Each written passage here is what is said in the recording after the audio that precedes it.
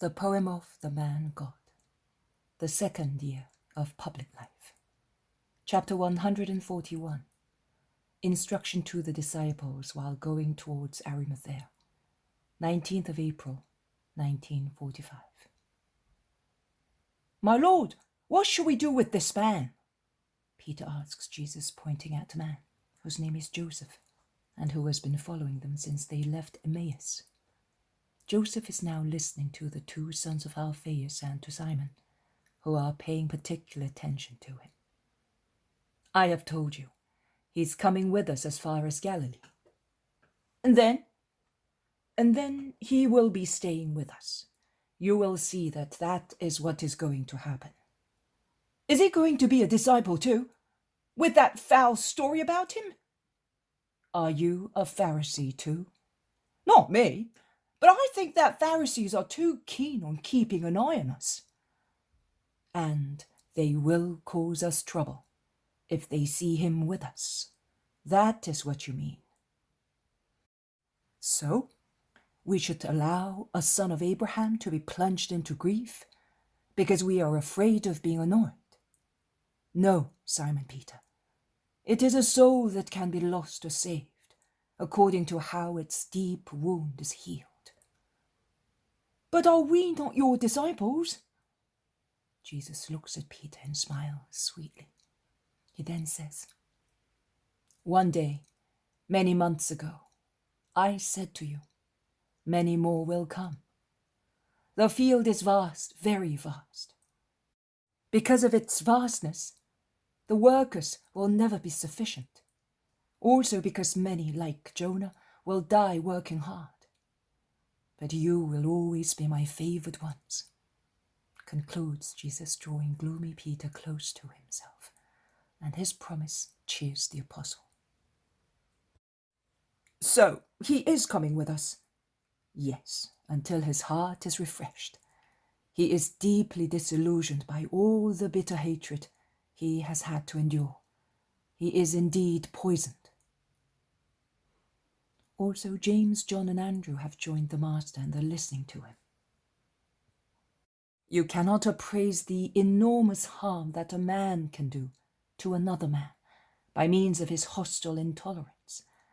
I ask you to remember that your Master was always very benign towards those who were suffering from a spiritual disease.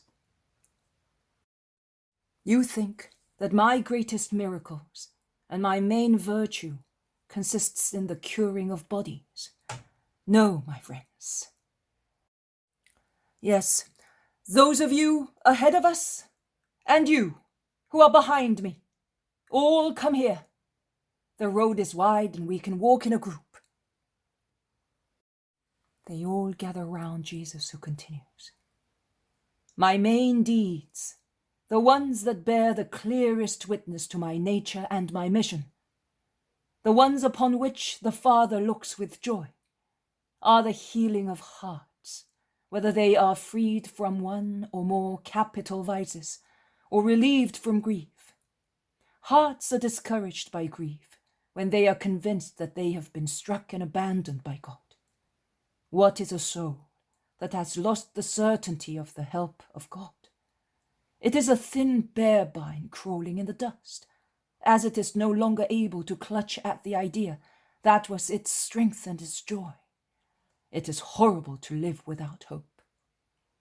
Life is beautiful in its hardship only because it receives such warmth from the divine sun. The aim of life is that sun. The days of man may be dismal, wet with tears, and smeared with blood. But the sun will rise again. Then there will be no more grief, no separations, no harshness, no hatred, no misery, or solitude in an enveloping fog. Instead, there will be brightness and singing, serenity and peace. There will be God. God, the eternal sun. See how gloomy the earth is when there is an eclipse. If man were compelled to say the sun is defunct, Would he not feel as if he were to live forever in a dark hypogeum, buried and dead before dying? But man knows that behind the planet that hides the sun and makes the world look dismal, there is still God's bright sun. And the thought of being united to God during life is like that. If men hurt, steal, and calumniate, God cures, grants, and justifies. And it does so in full measure. Men may say, God has rejected you, but a confident soul must think, God is just and good. He knows all reasons and is benign. He is more benign than the most benign of men. He is infinitely so. Therefore, he will not reject me if I lean my tear-stained face on his bosom, and I say to him, Father, I have but you. Your son is in anguish and depressed. Give me your peace. I have been sent by God to gather those whom man has upset and Satan has overwhelmed, and I save them. That is really my work. A miracle on a body is a manifestation of divine power. The redemption of souls is the work of Jesus Christ, the Saviour and Redeemer. I think, and I'm not mistaken, that those who have been rehabilitated by me in the eyes of God and in their own will be my faithful disciples, the ones who with greater strength will be able to lead crowds of people to God, saying, Are you a sinner? So am I. Are you depressed? So am I. Are you desperate? So was I. And yet you can see that the Messiah had mercy on my spiritual distress, and he wanted me to be his priest, because he is mercy. And he wants the world to be convinced of that, and no man is more suitable to convince than he who has experienced such mercy in himself. Now I will put them on par with my friends, and with those who have worshipped me since I was born. That is, I will associate them with you and with the shepherds. Surely I will set them alongside the shepherds, with those who have been cured, with those who without any special election like you 12 have followed my way and will follow it as long as they live. Isaac is near Arimathea. As requested by a friend Joseph, I will take Isaac with me, so that he may join Timonius when the latter arrives.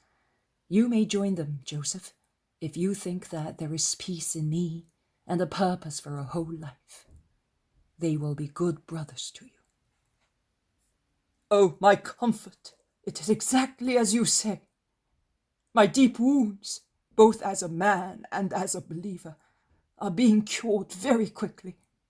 I have been with you 3 days, and I feel that what was my torture only 3 days ago is a dream that is fading away. I had that dream, but the more time elapses, the more its harsh details vanish before reality. During the past nights, I have pondered over things. I have a good relative at Joppa. He was the involuntary cause of my trouble, because it was through him that I met that woman. And that will tell you whether we were in a position to know whose daughter she was. True, she may have been the daughter of my father's first wife, but he was not the father. Her name was different, and she came from far away. She became acquainted with my relative through business transactions, and that is how I met her. My relative was very fond of my business. I am going to make him an offer. The business would come to an end without a master. I am sure he will buy it, also because thereby he will not feel remorse for the trouble he has caused me. I will then be self-sufficient, and I will be able to follow you without any worry. I only ask you to grant me That man Isaac you mentioned. I am afraid of being all alone with my thoughts. They are still too sad. I will let you have Isaac. He is a kind soul. Sorrow has perfected him. He has carried his cross for 30 years. He knows what it means to suffer. In the meantime, we will go ahead, and you will join us at Nazareth. Are we not stopping at Joseph's? Joseph is probably in Jerusalem. The Sanhedrin is very busy.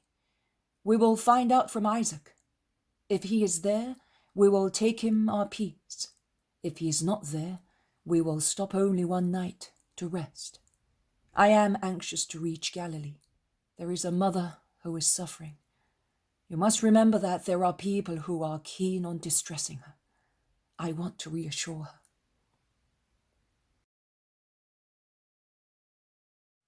The Poem of the Man God, the second year of public life. Chapter 142. Instruction to the Apostles going towards Samaria. 21st of April, 1945.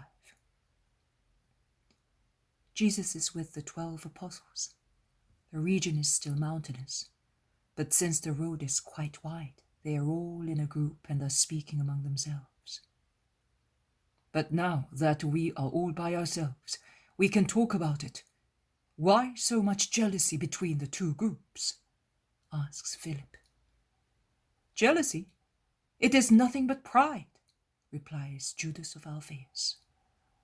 No, I say that it is only a pretext to justify, somehow, their unjust behavior towards the Master. Under the cover of zeal for the Baptist, they succeed in driving him away, without alienating the crowds too much, says Simon. I would unmask them. Peter, we would do many things that he does not do. Why does he not? Because he knows it is better not to do so. All we have to do is to imitate him. It is not for us to guide him, and we must be happy about it. It is a great relief to have only to obey. You are quite right, Simon, says Jesus, who was walking ahead of them apparently pensive. You are quite right. It is easier to obey than to command. It does not seem so, but it is. It is certainly easy when the Spirit is good. And likewise, it is difficult to command when the Spirit is upright. Because a spirit that is not righteous gives irrational orders, and worse than irrational. Then it is easy to command. But how more difficult it is to obey. When a man is responsible for a place or a group of people, he must always be charitable and fair, wise and humble, moderate and patient, firm but not obstinate. Oh, it is difficult. For the time being, you have but to obey. You must obey God and your Master. You are not the only one. Wonder why I do or do not do certain things. You wonder why God allows or does not allow such things. See, Peter, and all of you, my friends, one of the secrets of the perfect believer is not to set oneself as the interrogator of God. Why do you do that? A soul that is not completely formed asks God. And that soul seems to be taking the attitude of a wise adult before a little schoolboy and says, that is not to be done. It is silly. It is wrong. Who is above God? You now see that under the pretense of zeal for John, I am being driven away, and you are scandalized. And you would like me to put matters right by polemizing with those who maintain such principles. No, never. You have heard what the Baptist said through the mouths of his disciples. He must grow greater, I must grow smaller. There is no regret in him, no clinging to his position. A saint is not attached to such things. He does not work to increase the number of his own followers. He has no followers of his own. He works to increase the believers in God. God alone is entitled to have followers. Therefore, as I do not regret that some people, in good or in bad faith, remain disciples of the Baptist, so he is not distressed, as you have heard, if some of his disciples come to me. He disregards such numerical pettiness. He looks at heaven, and I look at heaven. Do not argue, therefore, among yourselves, whether it is fair or unfair that the Jews should accuse me of snatching disciples from the Baptist, whether it is just or unjust to allow people to say that. Those are altercations of talkative women around the village fountain. Saints help one another. They give and exchange spirits with unreserved ease, smiling at the idea of working for the Lord. I have baptized, nay, I made you baptize, because the spirit is so dull nowadays, that it is necessary to present piety, miracles, and doctrine in a material form to it. Because of such spiritual dullness, I will have to avail myself of the help of material substances when I want to make you work miracles. But believe me, the evidence of holiness is neither in the oil, nor in the water, nor in any other ceremony. The time is about to come when an impalpable, invisible thing, which materialists cannot conceive, will be the queen, the returning queen, powerful and holy, with every holy thing and in every holy thing. Through it, man will become again the Son of God and will work what God works, because he will have God with him, grace. That is the returning queen. Then baptism will be a sacrament. Then man will speak and understand the language of God and will give life. And life he will give power of science and of strength. Then, oh then. But you are not yet mature to learn what grace will grant you. Please help its coming by continuously training yourselves, and forget useless and mean things. There is the boundary of Samaria. Do you think I ought to speak there? Oh! They are all more or less scandalized.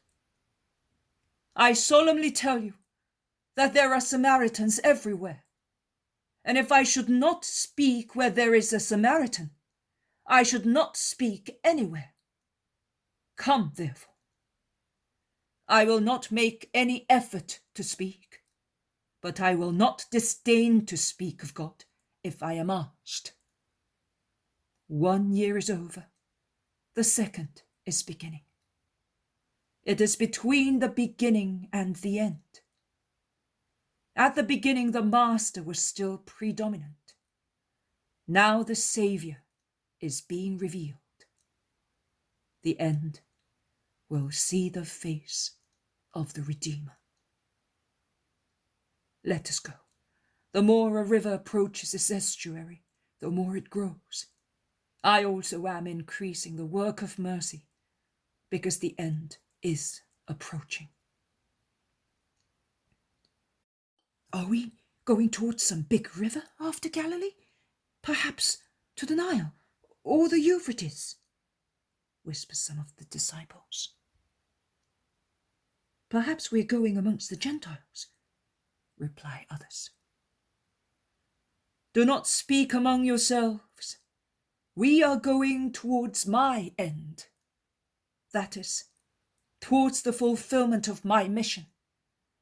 Listen carefully to what I say to you, because afterwards I will leave you, and you will have to continue in my name.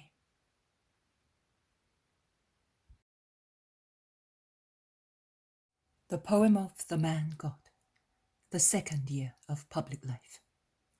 Chapter 143, Photinai, the Samaritan woman. 22nd of April, 1945. I will stop here. You go into town and buy what is necessary for our meal. We shall eat here. Shall we all go? Yes, John. You had better be all together. And what about you? You will be left alone.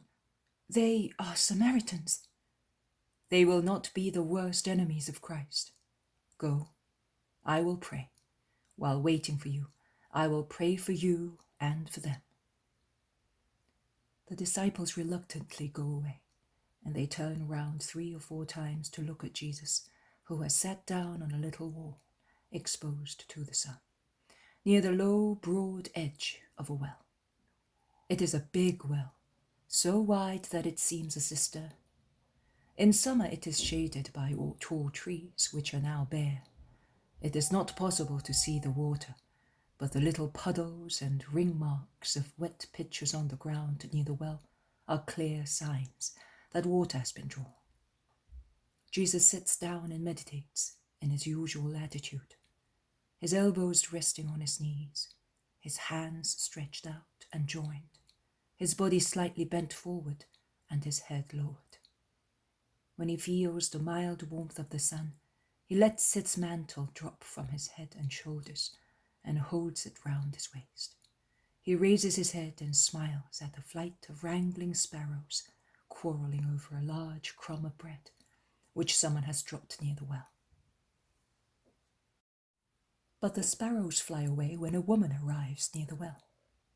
With her left hand, she is holding an empty amphora by one of its handles, whilst her right hand, with a gesture of surprise, pushes aside a veil to see who the man is who is sitting there.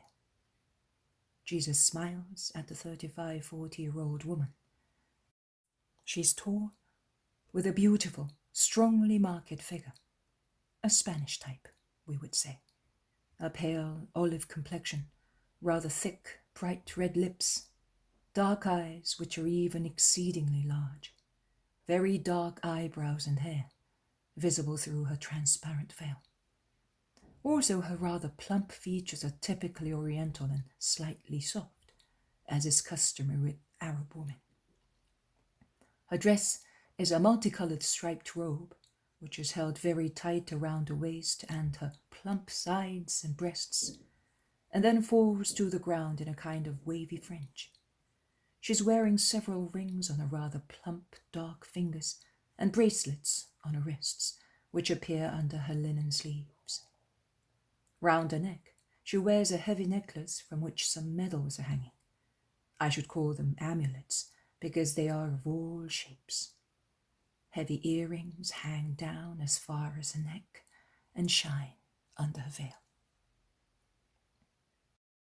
Peace be with you, woman. Will you give me some water to drink? I have walked a long way and I am thirsty. Are you not a Judean, and you ask me, a Samaritan woman, to give you a drink? What has happened? Have we been rehabilitated, or have you been rooted? A great event must have taken place if a Judean speaks kindly to a Samaritan woman. But I should say to you, I will not give you anything to punish in you all the insults the Jews have been heaping on us for centuries. You are right. A great event has taken place, and because of it, many things have changed, and many more will change. God has granted a great gift to the world, and through it, many things have changed. If you knew the gift of God and who is saying to you, "Give me a drink," perhaps you would have asked him to give you a drink, and he would have given you living water. Living water is in the veins of the earth. It is in this well, but it is ours. The woman's tone is derisory and arrogant. Water comes from God, as bounty comes from God, as life comes from God. Everything belongs to the one only God woman, and all men come from God, Samaritans and Judeans. Is this not Jacob's well? And is not Jacob the head of our race? If later on an error divided us, that does not change our origin. Of course, it was our error, was it not? The woman asks aggressively. Neither ours nor yours. It was the error of one who had lost sight of charity and justice. I do not wish to offend you or your race. Why do you wish to strike an offensive attitude? You are the first Judean whom I hear speak thus. The others, by reverting to the well, yes, it is Jacob's, and its water is so plentiful and clear that we in Sikar prefer it to other fountains, but it is very deep. You have neither amphora nor bucket. How could you, therefore, draw living water for me? Are you greater than our holy patriarch Jacob, who found this abundant vein for himself, his sons, and his cattle, and left it to us as a souvenir and gift? You are right, but whoever drinks this water will be thirsty again. I instead have a water, and whoever drinks it will not be thirsty again. But it is only mine, and I will give it to whoever asks me for it. And I solemnly tell you that whoever has the water I give him will always be satisfied and will never be thirsty again, because my water will be an unfailing, eternal spring. What? I do not understand. Are you a magician? How can a man become a well? A camel drinks and lays a supply of water in his big stomach, but he then consumes it, and it does not last all his life. And you say that your water lasts a whole lifetime. Even longer. It will last until eternal life. In those who drink it, it will gush until eternal life, and will give germs of eternal life, because it is a spring of health. Give me some of that water, if you really have it. I get tired coming here. If I have it, I will not be thirsty any more, and I will never be ill or become old. Is that the only thing of which you get tired? Of nothing else? And you feel only the need of drawing water to drink and satisfy your poor body? Think about it. There is something more important than your body, your soul.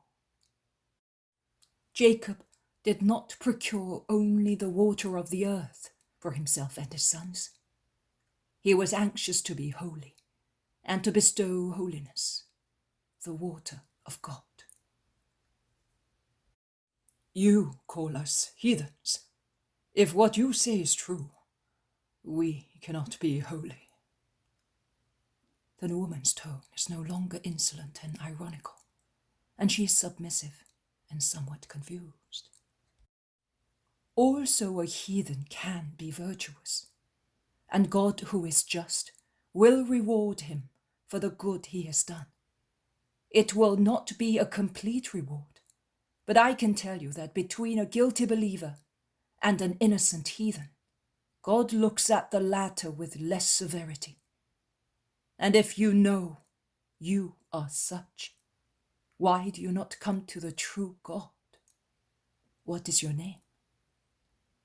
Photinai.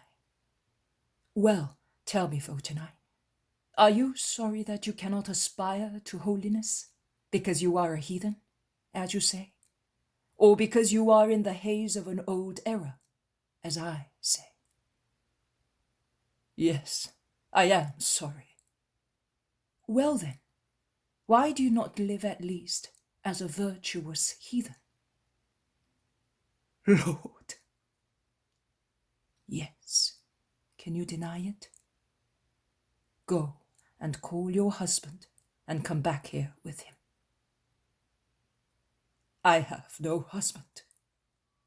The embarrassment of the woman increases. You have spoken the truth. You have no husband. But you have had 5 men, and you have one with you now, who is not your husband. Was that necessary? Also, your religion condemns lewdness. You have the Decalogue too. Why then, Photinai, do you live thus? Are you not tired of the exertion of being flesh for everybody, instead of being the honest wife of one man only? Are you not afraid of the evening of your life, when you will be all alone with your memories and regrets, and with your fears? Yes, all those. Fear of God and of ghosts. Where are your children? The woman lowers her head completely and does not reply.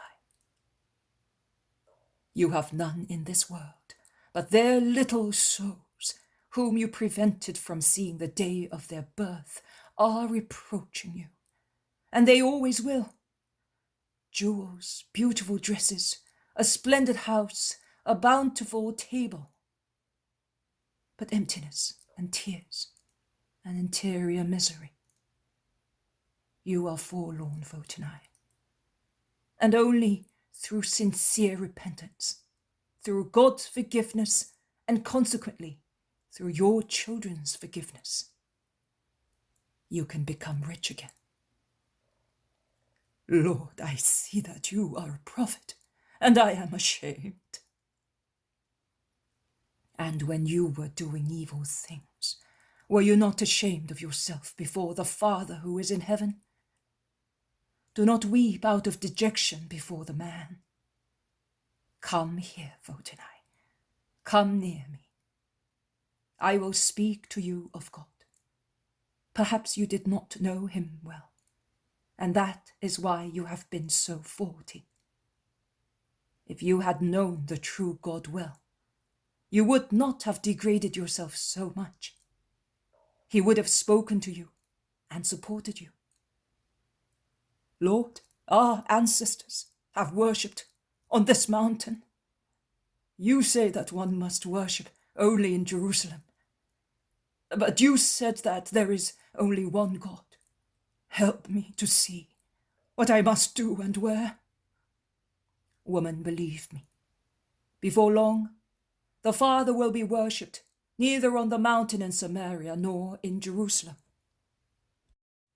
You worship him whom you do not know. We worship him whom we know, because salvation comes from the Judeans. I remind you of the prophets. But the time will come, nay, it has already arrived, when the true worshippers will worship the Father in spirit and truth, no longer according to the ancient rite, but to the new one, where there will be no sacrifice of animals consumed by fire. There will be the eternal sacrifice of the immaculate victim consumed by the fire of charity. It will be a spiritual cult in a spiritual kingdom, and it will be understood by those who are able to worship in spirit and truth. God is spirit. Those who worship him must do so spiritually. You speak holy words, I know, because we also know something, that the Messiah is about to come. The Messiah, he who is called also Christ. When he comes, he will teach us everything. Not far from here, there is also one who is said to be his precursor, and many go and listen to him, but he is so severe. You are kind, and the souls of poor people are not afraid of you. I think that Christ will be good. They say that he is the King of peace. Will it be long before he comes? I have told you that his hour has already come. How do you know? Are you perhaps one of his disciples? The precursor has many disciples. Also Christ will have them. I, who am speaking to you, am Jesus Christ. You, oh! The woman who had sat down near Jesus stands up and is about to run away. Woman, why are you running away? Because I am struck with terror at being near you. You are holy. I am the Savior. I came here, although it was not necessary, because I knew that your soul was tired of wandering. You are disgusted with your food. I have come to give you a new food, which will remove your nausea and tiredness. Here are my disciples coming back with my food, but I have already been fed by giving you the first crumbs of your redemption. The disciples glance at the woman out of the corners of their eyes, more or less prudently, but no one speaks. She goes away, forgetting about amphora and the water. Here, master, says Peter. The people have treated us very well. Here is some cheese, fresh bread, olives and apples. Take what you want. It is a good job that woman left her amphora. We shall draw water with it quicker than with our small flasks. We shall have a drink, and then we shall fill them.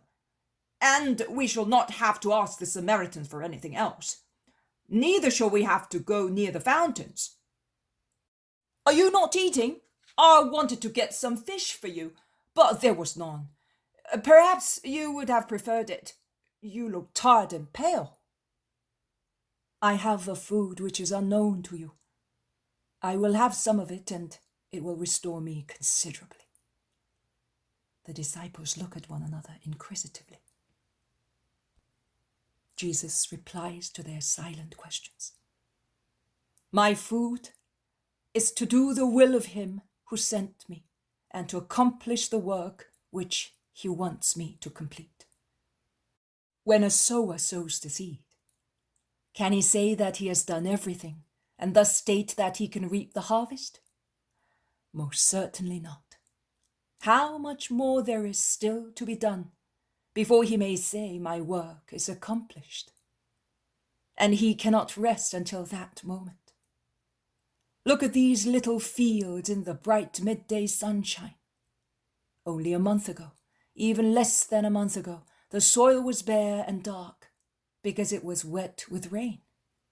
Look now, it looks as if it were covered by a light whitish veil because of the many very pale green corn stems which have just come up, and look even lighter because of the bright sunshine. That is the future crop, and seeing it, you say, it will be harvest time in 4 months. The sowers will employ reapers, because if one man is quite sufficient to sow his field, many men are required to reap the harvest. And they are all happy, both the man who sowed a small sack of corn, and now must prepare his granaries to store the crop, and those who in a few days earn enough to live for a few months. Also in the spiritual field, those who reap what I have sown will rejoice with me and like me, because I will give them the wages and crops due to them. I will give them what to live on in my eternal kingdom. You have but to reap. I have done the hardest work, and yet I say to you, come, reap the harvest in my field. I am glad that you burden yourselves with the sheaves of my corn. When you have harvested all the corn that I, without ever tiring, have sown everywhere, then the will of God will be fulfilled, and I will sit at the banquet in the celestial Jerusalem. Here the Samaritans are coming with Photinai. Be kind to them. They are souls coming to God. The poem of the man God, the second year of the public life. Chapter 144. With the people of Sikar, 23rd of April, 1945. A group of Samaritan dignitaries are coming towards Jesus, led by Photinai. God be with you, Rabbi. This woman has told us that you are a prophet, and that you do not disdain speaking to us. We beg you to stay with us and not to refuse to speak to us. Because if it is true that we are cut off from Judah, that does not mean that only Judah is holy, and that all the error is in Samaria. Also amongst us there are some just people. I told her exactly the same. I will not impose myself, neither will I reject those who seek me. You are just. The woman told us that you are Christ. Is that true? Reply to us in the name of God. I am. The Messianic epoch has come. Israel is united by her king, and not only Israel. But you will be the Messiah for those who are not in error, as we are, remarks an imposing elderly man. Man, I see that you are their leader, and I also see that you are honestly seeking the truth. Now listen to me, since you are learned in the Holy Scriptures. I was told what the Spirit said to Ezekiel, entrusting him with the prophetic mission. Son of man, I send you to the people of Israel, to a nation of rebels who have rebelled against me. They are impudent and stubborn children. They may listen to you and then not keep your words, which are my words, because they are a rebellious house. But at least they will know that there is a prophet among them.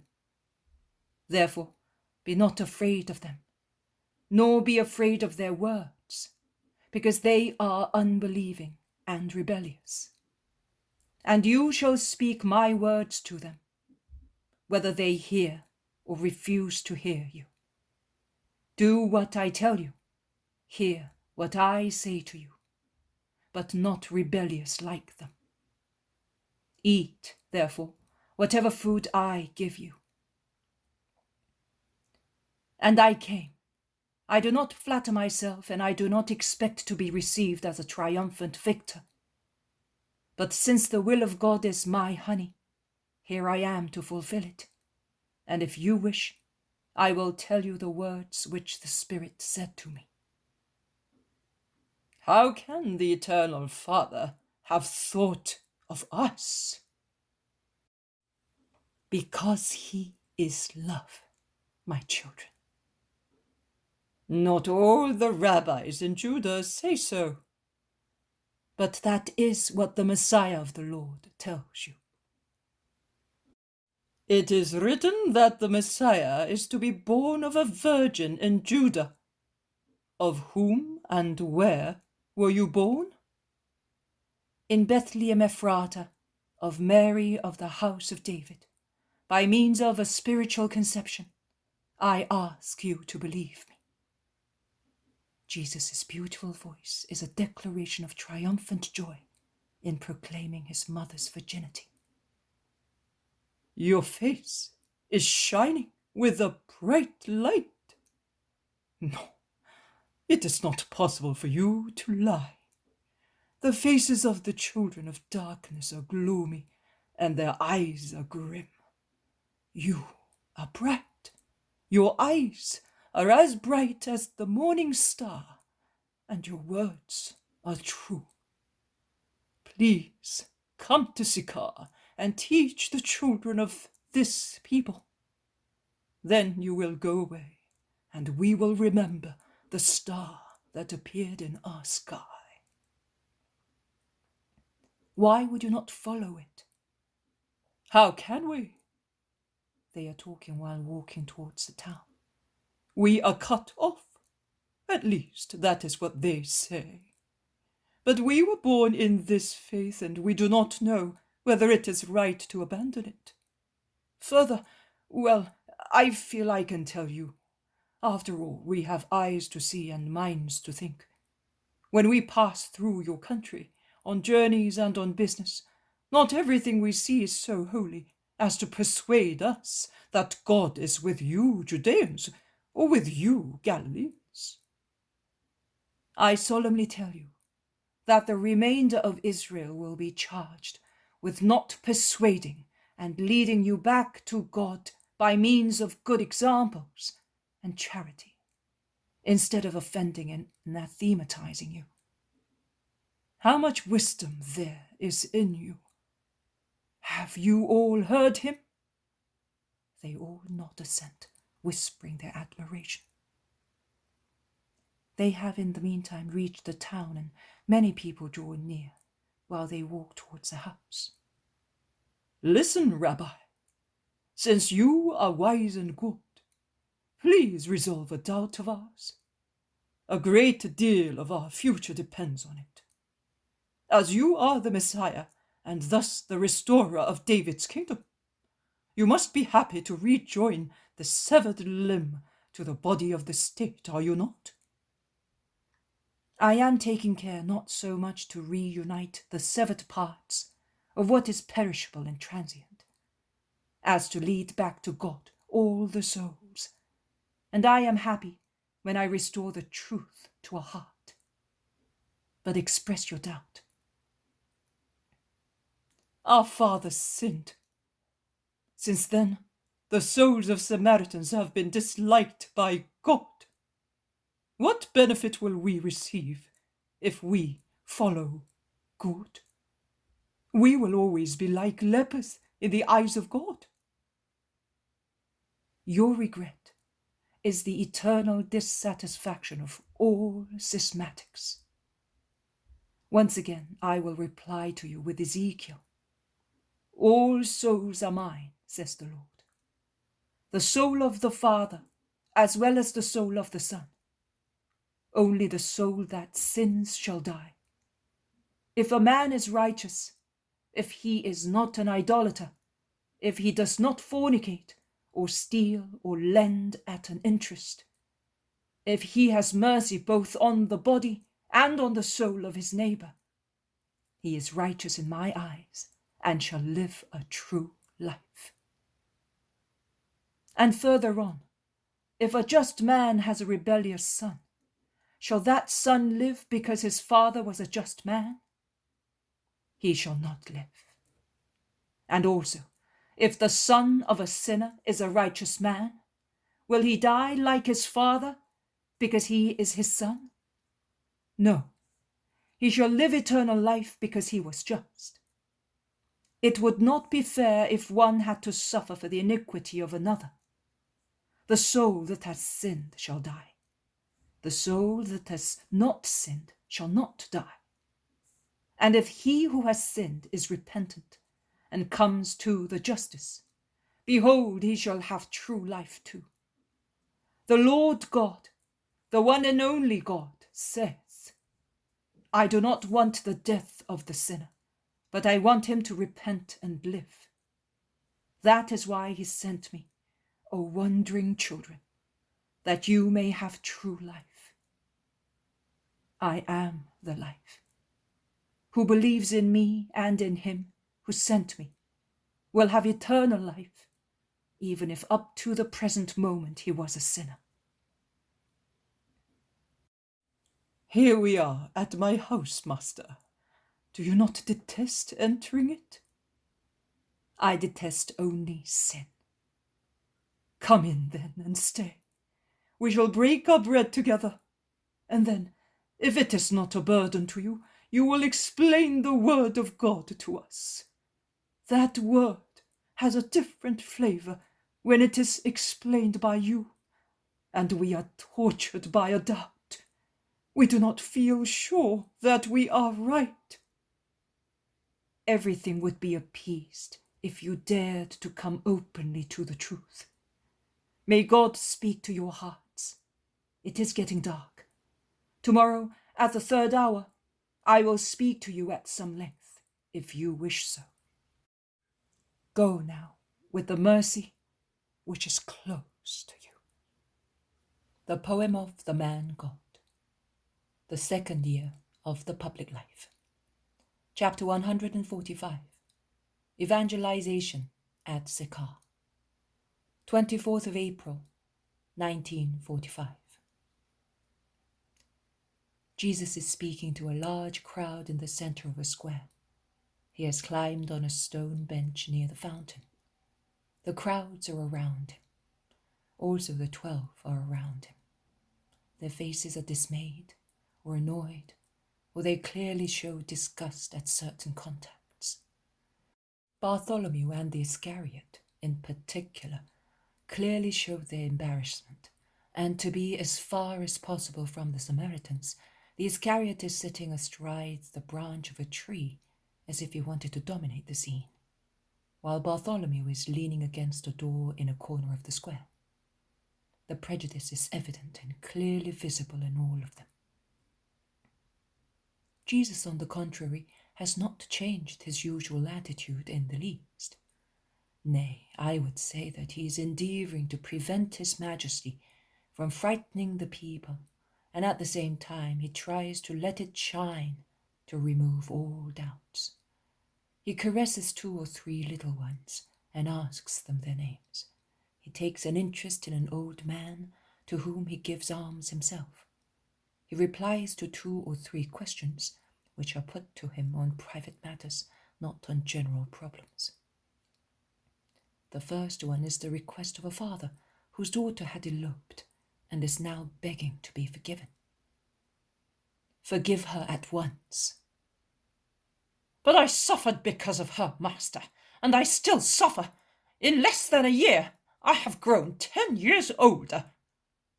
Forgiveness will relieve you. It is not possible. The wound is still there. That is true. But in the wound, there are 2 parts that hurt. One is the undeniable affront you received from your daughter. The other is the effort to cease loving her. Remove at least the latter.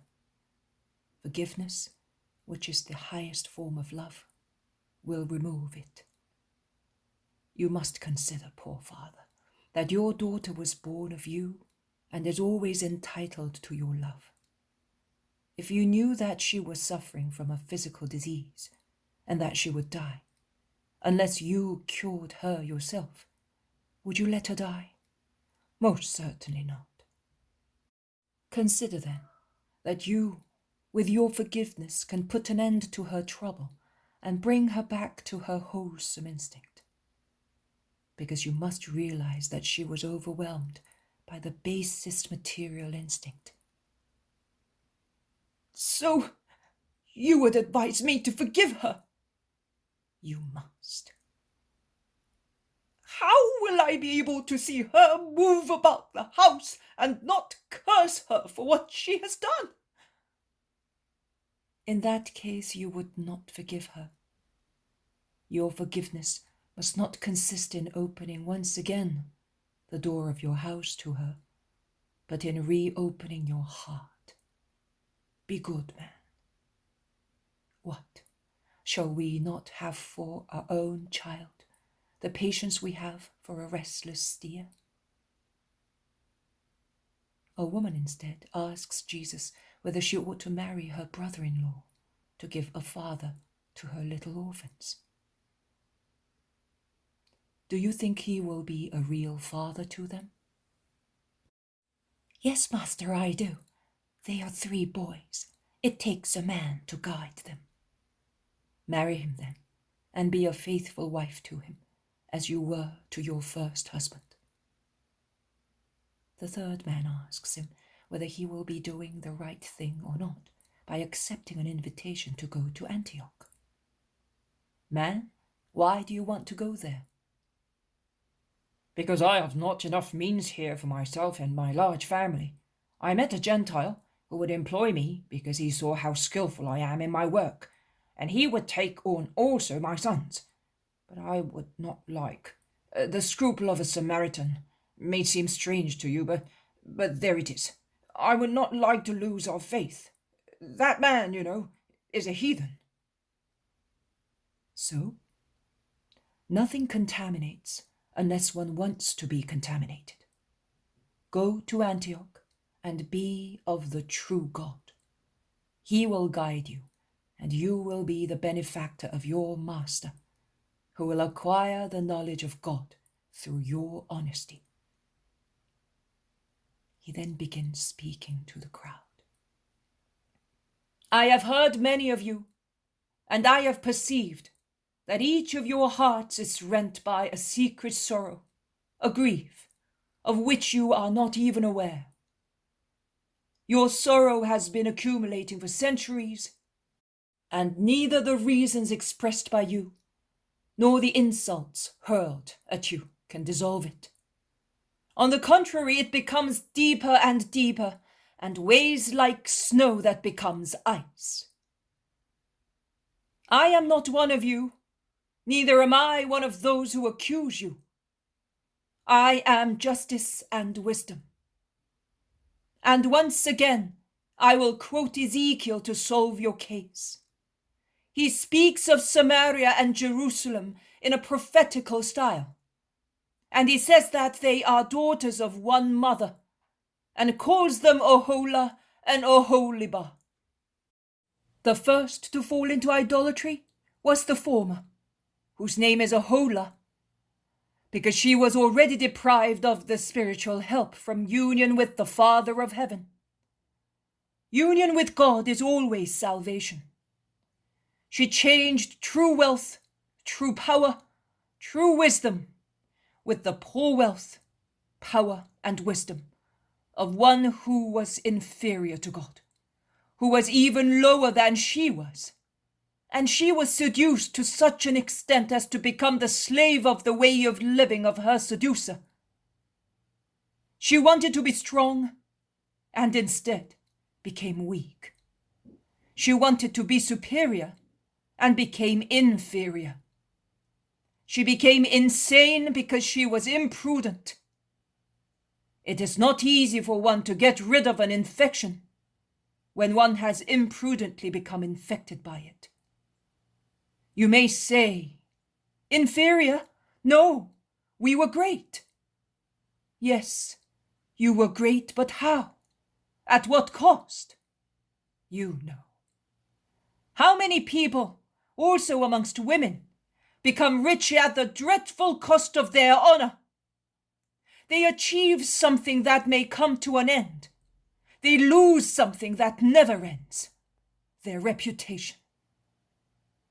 When Oholibah saw that Ohola's folly had brought her wealth, she wanted to imitate her and become more deranged than her sister, and was twice as guilty, because she had the true God with her, and she should never have trodden on the strength that she received from that union.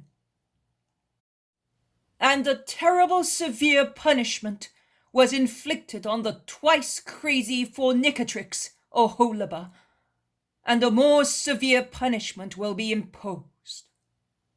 God will turn his back on her. He is already doing so, in order to go to those who do not belong to Judah. Neither can God be accused of being unfair, because he does not impose himself. He opens his arms to everybody. He invites everybody. But if one says to him, go away, he goes away. he goes to seek love elsewhere, to invite other people, until he finds someone who says to him, I will come. I therefore say to you that you can find relief from your torture. You must find it by meditating on what I told you. Ohola, recover your consciousness. God is calling you. The wisdom of man consists in acknowledging his faults. The wisdom of the Spirit lies in loving the true God and his truth. Do not look at Oholaba, or Phoenicia, or Egypt, or Greece. Look at God. That is the fatherland of every righteous soul. Heaven. There are not many laws, but one only, God's. Through the law, one achieves life. Do not say we sinned, but say we do not want to sin anymore. You have the proof that God still loves you, and that he has sent his word to say to you, come. I say to you, come. Have you been offended and prescribed? By whom? By your own fellow creatures? But God is above them, and he says to you, come. The day will come when you will rejoice, because you were not in the temple. Your hearts will rejoice at that. But souls will rejoice even more, because God's forgiveness will already have descended upon the righteous hearts, scattered throughout Samaria. Prepare his coming. Come to the universal Savior, O children of God, who have lost your way. Some of us at least would come, but those on the other side do not want us. And once again with the priest and prophet I say to you, I am about to take the stick of Joseph, which is in the hand of Ephraim and the tribes of Israel associated with him, and I will join it to the stick of Judah and make them one stick. Do not go to the temple, come to me. I do not reject anyone. I am called the King, dominating over everybody. I am the King of Kings. I will purify all peoples if they wish to be purified. I will gather you together, O herds without shepherds, or with idle shepherds, because I am the good shepherd. I will give you one tabernacle only, and I will place it in the midst of my believers. That tabernacle will be the source of life, the bread of life. It will be light, salvation, protection, wisdom. It will be everything. Because it will be the living one, given as food to the dead to make them live. It will be God, whose holiness will overflow to sanctify. That is what I am and will be. The days of hatred, of incomprehension, of fear have come to an end. Come, people of Israel, people separated, people afflicted, people remote. You are a dear people, infinitely dear, because you are ill and weak, because you have been wounded by an arrow that has opened the veins of your souls and has let the vital union with your God escape. Come, come to the bosom where you were born. Come to the breast from which you received life. Kindness and warmth are still here for you. Come, come to life and to salvation. The poem of the man God, the second year of the public life. Chapter 146. Goodbye to the people of Sikar. 25th of April, 1945. Jesus says to the Samaritans of Sychar, "Before leaving you, as I have other children to evangelize, I want to show you the shining paths of hope and set you on them, saying to you, you may go safely, as the goal is certain." Today I will not quote the great Ezekiel. I will quote Jeremiah's favorite disciple, a most great prophet.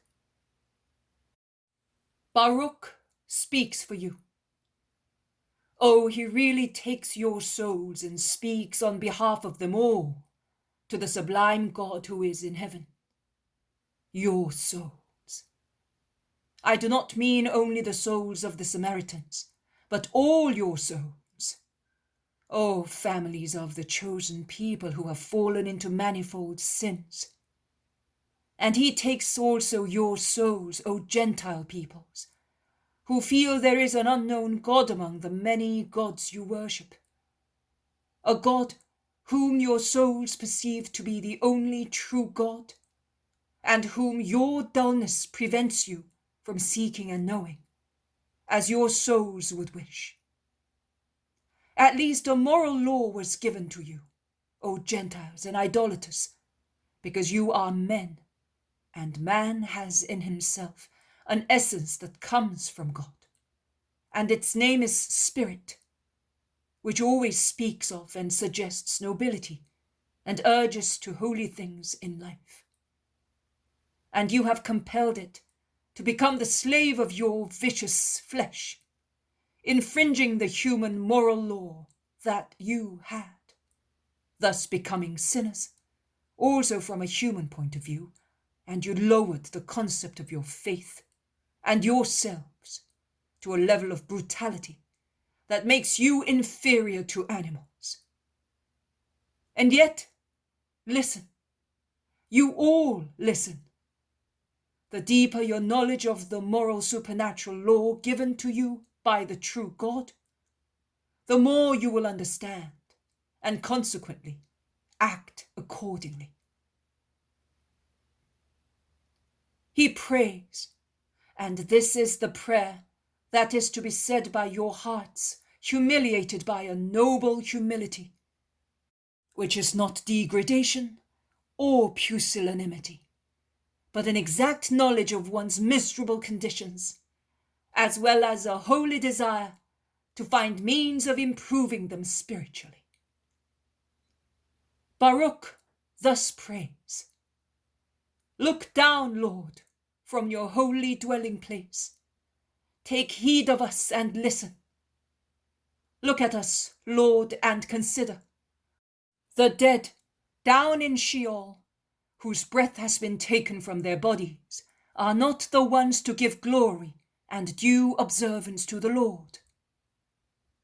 The person overcome with affliction, who goes his way bowed down and frail, with failing eyes and hungering soul, he is the one to give you glory, Lord, and due observance." And Baruch weeps humbly, and every just soul should weep with him, seeing and calling by their true names the misfortunes that have turned a strong people into a sad, divided, and subdued one. We did not listen to your voice, and so you carried out what you had promised through your servants, the prophets. And behold, the bones of our kings and of our ancestors have been dragged from their resting places, and have been tossed out to the heat of the day and the frost of the night, and people died in dreadful agony from famine, sword, and plague. And so, because of the wickedness of the house of Israel and the house of Judah, you have reduced this temple where your name was invoked to what it is today. O children of the Father, do not say, both our temple and yours have been rebuilt and are beautiful. No. A tree split by a thunderbolt from its top down to the roots will not survive. It may just vegetate in a miserable manner through an effort to live by means of the shoots coming from the roots, which are reluctant to die. But it will be barren brushwood. It will no longer be a healthy tree, laden with wholesome, sweet fruit. The ruin that started with the separation grows worse and worse, although the material structure does not appear to be damaged. On the contrary, it looks beautiful and new. It crushes down the consciences that live in it. And then the hour will come when every supernatural flame will be extinguished, and the temple will be deprived of its very life. The temple, an altar of precious metal, which can subsist only if it is continuously smelted by the warmth of its ministers' faith and charity. And icy, dull, soiled, full of dead bodies, it will become putrefaction, upon which foreign crows and the avalanche of divine punishment will rush to ruin it completely. Pray, children of Israel, weeping with me, your Saviour. May my voice support yours and reach up to the throne of God, as it is able to. Who prays with Christ, the Son of the Father, is heard by God, the Father of the Son. Let us say the old just prayer of Baruch. And now, Almighty Lord, God of Israel, every soul in anguish, every troubled heart cries to you. Listen and have pity, O Lord. You are a merciful God. Have mercy on us, for we have sinned in your sight. You sit enthroned forever, and shall we perish continually? Almighty God, Lord of Israel, hear the prayer of the dead of Israel and of their sons, who have sinned against you. They did not listen to the voice of the Lord their God, hence the disasters that have befallen us. Do not call to mind the misdeeds of our ancestors, but remember instead your power and your name. Because we invoke your name, and we turn from the wickedness of our ancestors. Have mercy on us. Pray thus, and be truly converted, by returning to true wisdom, which is the wisdom of God. It can be found in the book of God's commandments and in the law that lasts forever, and that I, the Messiah of God, have now come to bring to the poor of the world in its simple, unchangeable form, announcing them the gospel of the time of redemption, of forgiveness, of love, of peace. Who believes in that word will reach eternal life. I leave you, citizens of Sikar, who have been good to the Messiah of God. I leave you with my peace. Stay a little longer. Come back again. No one will ever speak to us as you did. May you be blessed, good master. Bless my little one.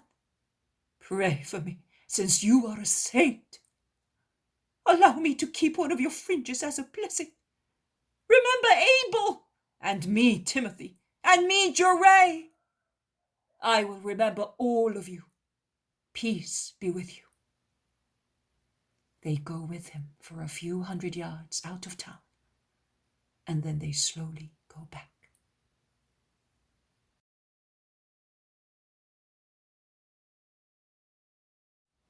The poem of the man God, the second year of the public life. Chapter 147.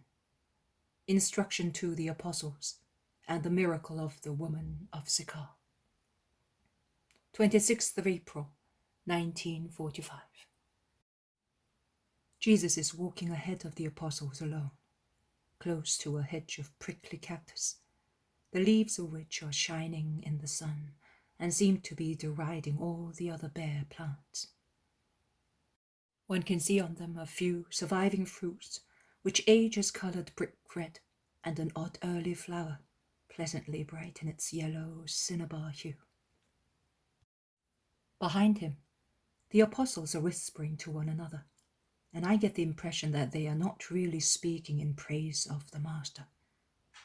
All of a sudden, Jesus turns round and says, "Keep watching the wind, and you will never sow. Stare at the clouds, and you will never reap." It is an old proverb, and I follow it. And you can see that where you were afraid of ill winds and did not want to stop, I found a fertile soil and the possibility of sowing. And notwithstanding your clouds, which, may I tell you, you ought not to display where mercy wants to show his sunshine, I am sure I have already harvested.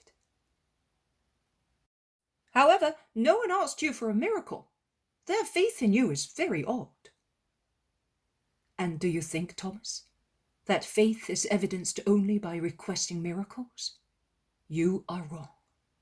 It is the very opposite. If a man wants a miracle to be able to believe, it means that without the tangible proof of the miracle, he would not believe. Who instead says, "I believe," in somebody else's word, shows the greatest faith. So, the Samaritans are better than we are? I am not saying that. But in their state of spiritual disability, they have shown a much greater capacity for understanding God than the believers in Palestine. You will find that very often in your lifetime, and I would ask you to remember this instance, so that you will know how to behave with the souls who turn to the faith in Christ. But Jesus, forgive me for telling you, I think that with all the hatred against you, it does you no good to give rise to new accusations. If the members of the Sanhedrin knew that you may very well say loved, because that is what I have done and I do, James. And since you are my cousin, you can understand that I can but love. I have shown to you that I always love also those who were against me amongst my kinsfolk and countrymen. And should I not love those people who respected me, although they did not know me? The members of the Sanhedrin can do all the harm they like, but it will not be the thought of such future evil that will stop the effusion of my omnipresent and omni-effective love. In any case, even if I did, I would not prevent the Sanhedrin from finding accusations in their hatred. But, Master, you are wasting your time in an idolatrous country, whilst so many places in Israel are expecting you. You say that every hour is to be consecrated to the Lord. Are the hours spent here not lost? The day spent in gathering the lost sheep is not lost. It is not lost, Philip. It is said, a man multiplies offerings by keeping the law, but by having mercy, he offers a sacrifice. It is said, give the Most High as he has given to you, generously as your means can afford. I do that, my friend, and the time devoted to sacrifice is not wasted. I show mercy, and I make use of the means I received by offering my work to God. Therefore be calm. In any case, who wanted a request for a miracle to be convinced that the people in Sychar believe in me is now satisfied. The man is certainly following us for some reason. Let us stop. A man, in fact, is coming towards them.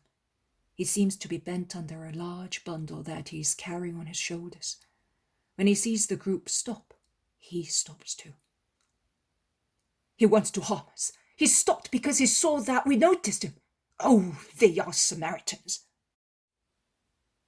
Are you sure, Peter? Of course I am. Well then, you all stay here. I will go and meet him. Never, my lord. If you go, I will come too. Come then. Jesus walks towards the man. Peter jogs along beside him, curious and hostile at the same time. When they are a few yards from the man, Jesus says, "What do you want, man? Whom are you looking for?" For you. Why did you not look for me when I was in town? I did not dare. If you had rejected me in the presence of everybody, I would have suffered too much and would have been ashamed. You could have called me as soon as I was alone with my disciples. I was hoping to reach you when you were alone, as Photinai did. I also have a grave reason for being alone with you. What do you want? What are you carrying on your shoulders so heavily? My wife. A spirit has taken possession of her and has turned her into a dead body with a dull intelligence. I have to feed her, dress her, and carry her like a baby. It happened all of a sudden without any disease. They call her the possessed woman. It causes me much pain and work and expenses. Look. The man lays on the ground his bundle containing an inert body, enveloped in a mantle, as if it were a sack, and he uncovers the face of a woman who is still young. If she did not breathe, one would say that she was dead. Her eyes are closed, her mouth is half open. Her face looks as if she had breathed her last. Jesus bends over the poor woman lying on the ground, looks at her, looks at the man. Do you think I can? Why do you believe it? Because you are the Christ. But you have not seen anything that proves it. I heard your word. That is enough. Peter, do you hear him? What do you think I should do now, in the presence of such good faith? Well, master, as you wish, after all. Peter is very embarrassed. Yes, I will do as I wish. Man, look. Jesus takes the woman by the hand and says, "Go out of her. I want it." The woman, so far motionless, is shaken by a dreadful convulsion. At first she's silent, then she shouts and groans and finally bursts into a loud cry, during which she opens her eyes wide as if she were awaking from a nightmare. She then calms down and, somewhat bewildered, she looks around, staring first at Jesus, the unknown man smiling at her. She then looks at the dust on the road where she's lying. She gazes at a tuft of grass that has grown on the edge of the road, and on which the tiny white red heads of daisies seem pearls about to open out into a halo of rays. She looks at the cactus hedge, at the deep blue sky, and looking round, she sees her husband, who, full of anxiety, is watching every moment of hers. She smiles, and now, fully free, she jumps to her feet and seeks refuge on the chest of her husband, who caresses and embraces her, weeping. What is it? How am I here? Why, who is that man? He is Jesus, the Messiah. You were ill, and he has cured you. Tell him that you love him. Oh, yes, thank you. But what was the matter with me? My children, Simon, I do not remember the past, but I remember I have some children. Jesus says. You need not remember the past. Always remember the present day. And be good. Goodbye. Be good, and God will be with you. And Jesus withdraws quickly, followed by the blessings of both of them. When he reaches the others who remained behind, close to the hedge, he does not speak to them, but he addresses Peter. So, you were sure that that man wanted to hurt me. What are you going to say now? Simon, Simon, how much you still lack to be perfect. How much you all lack. With the exception of their well-known idolatry, you have all the sins of those people and arrogance in judging over and above. Let us have our meal now. We cannot reach before the night the place I wanted to. We shall all sleep in some barn if we do not find anything better. The 12, with a sense of reproach in their hearts, sit down without speaking and take their food. It is a peaceful day, and the sun shines on the country which slopes towards a plain in mild undulations. After their meal, they stop for a little while, until Jesus stands up and says, Simon and Andrew, come with me. I am going to see whether that house is a friendly one or not. And he goes away while the others stay and are silent, until James of Alphaeus says to Judas Iscariot, Is that woman coming here not the woman of Sychar? Yes, she is. I know her by her dress. I wonder what she wants. She will be wanting to go her way, replies Peter sulkily. No, she's looking in our direction, shielding her eyes with her hand. They watch her until she is near them and asks in a low voice, Where is your master? He has gone away. Why do you want him? I need him.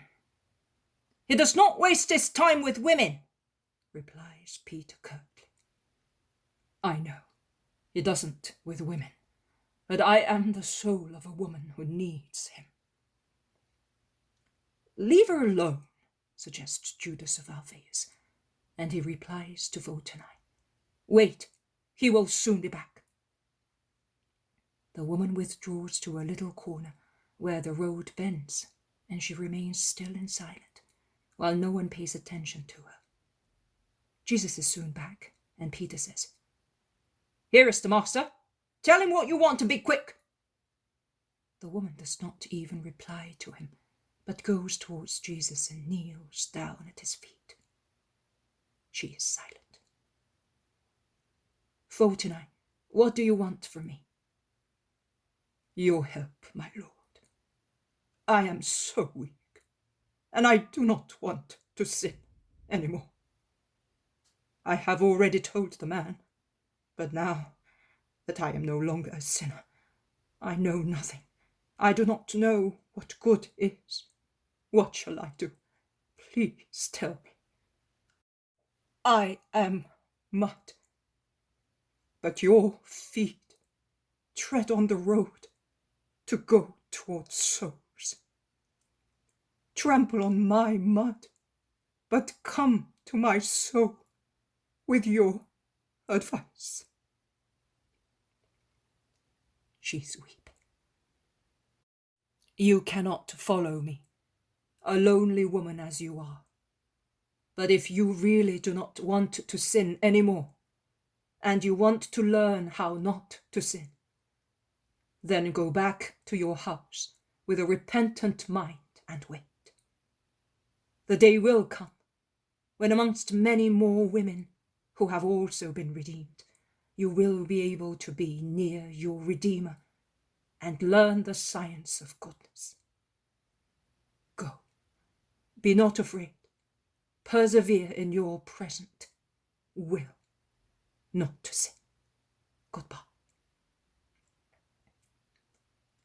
The woman kisses the ground, stands up, retreats for a few yards, then goes away. towards Sikar.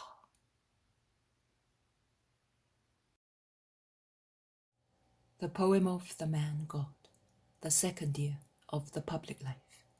Chapter 148. Jesus visits the Baptist near Ennon. 27th of April, 1945. It is a clear, moonlit night.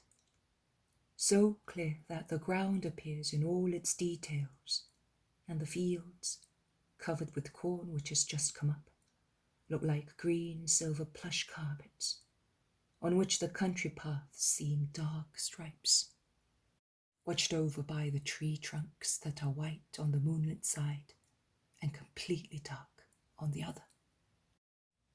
Jesus is walking steadfast and alone.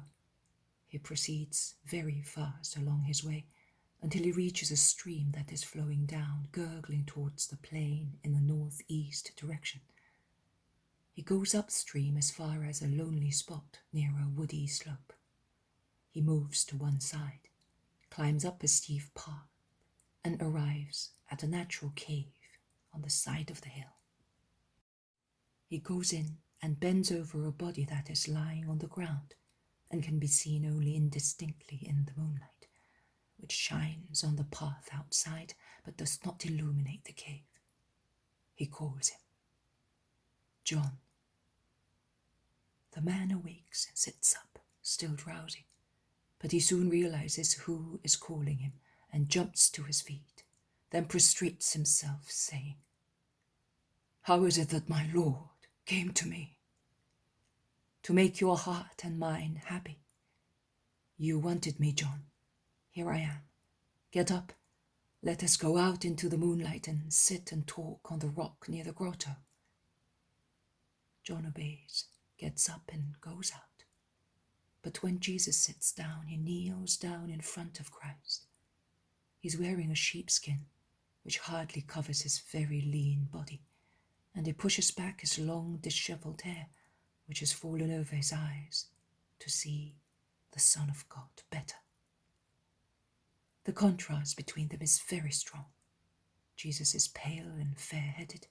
His hair is soft and tidy, and his beard is trimmed round the lower part of his face. John is like a bush of very dark hairs, in which two deep-set eyes can be seen. Two feverish eyes, I would say, as they shine so much in their jet-black setting. "I have come to thank you. You have fulfilled and are fulfilling, with the perfection of grace within you, your mission as my precursor. When the hour comes, you will enter heaven beside me, because you will have deserved everything from God. And in the expectation, you will already be in the peace of the Lord, my beloved friend. I will enter peace very soon, my Master in God. Bless your servant to strengthen him for this last trial. I am aware it is now near, and that there is still one witness I have to bear, the witness of my blood. And you are aware, more than I am, that my hour is about to arrive. The merciful bounty of your divine heart has brought you here to fortify the last martyr of Israel and the first of the new era. Tell me only one thing. Will I have to wait long for your coming?" "No, John, not much longer than the time that elapsed between your birth and mine." "May the Most High be blessed for that. Jesus, may I call you so?" "You can, because of our blood and your holiness. The name which also sinners pronounce can be pronounced by the Holy One in Israel. It is salvation for them. Let it be kindness to you. What do you want from Jesus, your master and cousin?" "I am about to die. As a father is anxious for his children, so I am anxious for my disciples." "My disciples? You are a master, and you know how fondly we love them. My only fear in dying is that They may get lost like sheep without a shepherd. Will you please gather them? I give you back the 3 who are yours, and who have been perfect disciples while waiting for you. They, and Matthew in particular, really possess wisdom. I have some more, and they will come to you. Allow me to entrust those 3 to you personally. They are the dearest. And they are dear to me. Do not worry, John. They shall not perish, neither those 3, nor the other true disciples of yours. I will collect your inheritance and look after it as the dearest treasure received from the perfect friend and servant of the Lord. John prostrates himself to the ground, and what seems impossible in such an austere personage, he bursts into tears, sobbing out of spiritual joy. Jesus lays a hand on his head. Your joyful and humble tears are in unison with a song of long ago, at the sound of which your little heart leapt out for joy. The song and your tears are the same hymn of praise to the Eternal Father, who has done great things, he that is mighty to humble souls. Also, my mother is about to intone once again the song that she sang then. But later, the greatest glory will come also to her, as to you after your martyrdom. I convey also her greetings to you. You deserve all respect and comfort. Here it is, only the hand of the Son of Man, which is laid on your head, but light and love are descending from the open heavens to bless you, John. I do not deserve so much. I am your servant. You are my John. That day at the Jordan, I was the Messiah who was being revealed. Here, now, it is your cousin and God who wishes to give you the viaticum of his love as God and as a relative. Get up, John. Let us kiss each other goodbye. I do not deserve so much. I have longed so much for it all my life, but I dare not do that to you. You are my God. I am your Jesus. Goodbye. My soul will be near yours until peace comes. Live and die in peace for the sake of your disciples. That is all I can give you for the time being. But in heaven, I will give you 100-fold, because you have found grace in the eyes of God. Jesus has lifted him and embraced him, kissing him on his cheeks and being kissed by him. Then John kneels once again, and Jesus lays both hands on his head and prays with his eyes turned to heaven. He seems to be consecrating him. He is impressive. They are silent for some time. Then Jesus takes his leave with his kind salutation. May peace be always with you. And he resumes the same road as before. The poem of the Man God, the second year of the public life. Chapter 149. Jesus teaches the apostles. 28th of April, 1945. My Lord, why do you not rest during the night?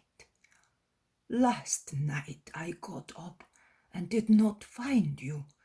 Your place was empty. Why were you looking for me, Simon?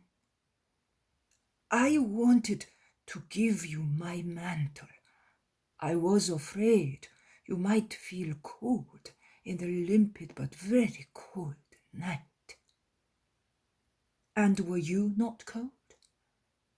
In many, many years of misery, I got accustomed to being badly dressed, badly fed, and badly lodged. That valley of the dead. How horrible. Just now it was not the case. But the next time we go to Jerusalem, because we will certainly go there, come, my Lord, to that place of death. There are so many unhappy people there, and their physical misery is not the worst. What most tortures and consumes them is their desperation. Do you not think, my Lord, that lepers are too harshly treated? The Iscariot replies to the zealot, who is pleading the cause of his old companions before Jesus does. So, you would leave them amongst the people? So much the worse for them if they are lepers. That's all we need to make the Jews martyrs. How lovely it would be to have lepers walking in the streets with the soldiers and other things, exclaims Peter. I think it is a fair and wise step to keep them confined, remarks James of Alphaeus. Yes, but it should be done in a charitable manner. You do not realize what it is to be a leper. You cannot speak about them. If it is fair to take due care of our bodies, why are we not equally fair to the souls of lepers? Who speaks to them of God? And only God knows how much they need to think of God and of peace in their utter desolation. Simon, you are right. I will go to them, because it is just, and to teach you all such mercy. So far, I have cured the lepers that I met by chance. So far, that is, until I was driven out of Judea. I addressed the great people in Judea, as they are the most remote and in the greatest need of redemption, in order to be of help to the Redeemer. As I am now convinced that such an attempt is quite useless, I am abandoning it. I will no longer address the mighty ones, but the lower and miserable people in Israel. And the lepers in the valley of the dead will be amongst them. I will not disappoint the faith that those who have been evangelized by the grateful leper have in me. How do you know, my Lord, that I did that? As I know what friends and enemies, whose hearts I search, think of me. Goodness gracious! You really know everything about us, Master, shouts Peter. Yes, I do. Also, that you, and not only you, wanted to send Photinai away. Do you not know that you are not allowed to send a soul away from good? Do you not know that to get to the heart of a town, you must be most kind and merciful also towards those whom human society, which is not holy because it is not identified with God, calls and judges unworthy of mercy? But do not be upset because I know all that. Be sorry only that the sentiments of your hearts are not approved by God, and endeavour not to have them in future. I told you, the first year is over. In the new year, I will proceed along my way with new forms. In the second year, you must make progress too. Otherwise, it would be useless for me to get tired evangelizing and super-evangelizing you, my future priests. Did you go and pray, Master? You promised to teach us your prayers. Will you do that this year? I will. But I want to teach you to be good. Goodness is already a prayer. But I will do it, John. And you will teach us also to work miracles this year? Asks the Iscariot. Miracles are not taught. They are not the game of a juggler. A miracle comes from God. Who has grace in the eyes of God obtains it. If you learn to be good, you will have grace and obtain miracles. But you're not answering our question.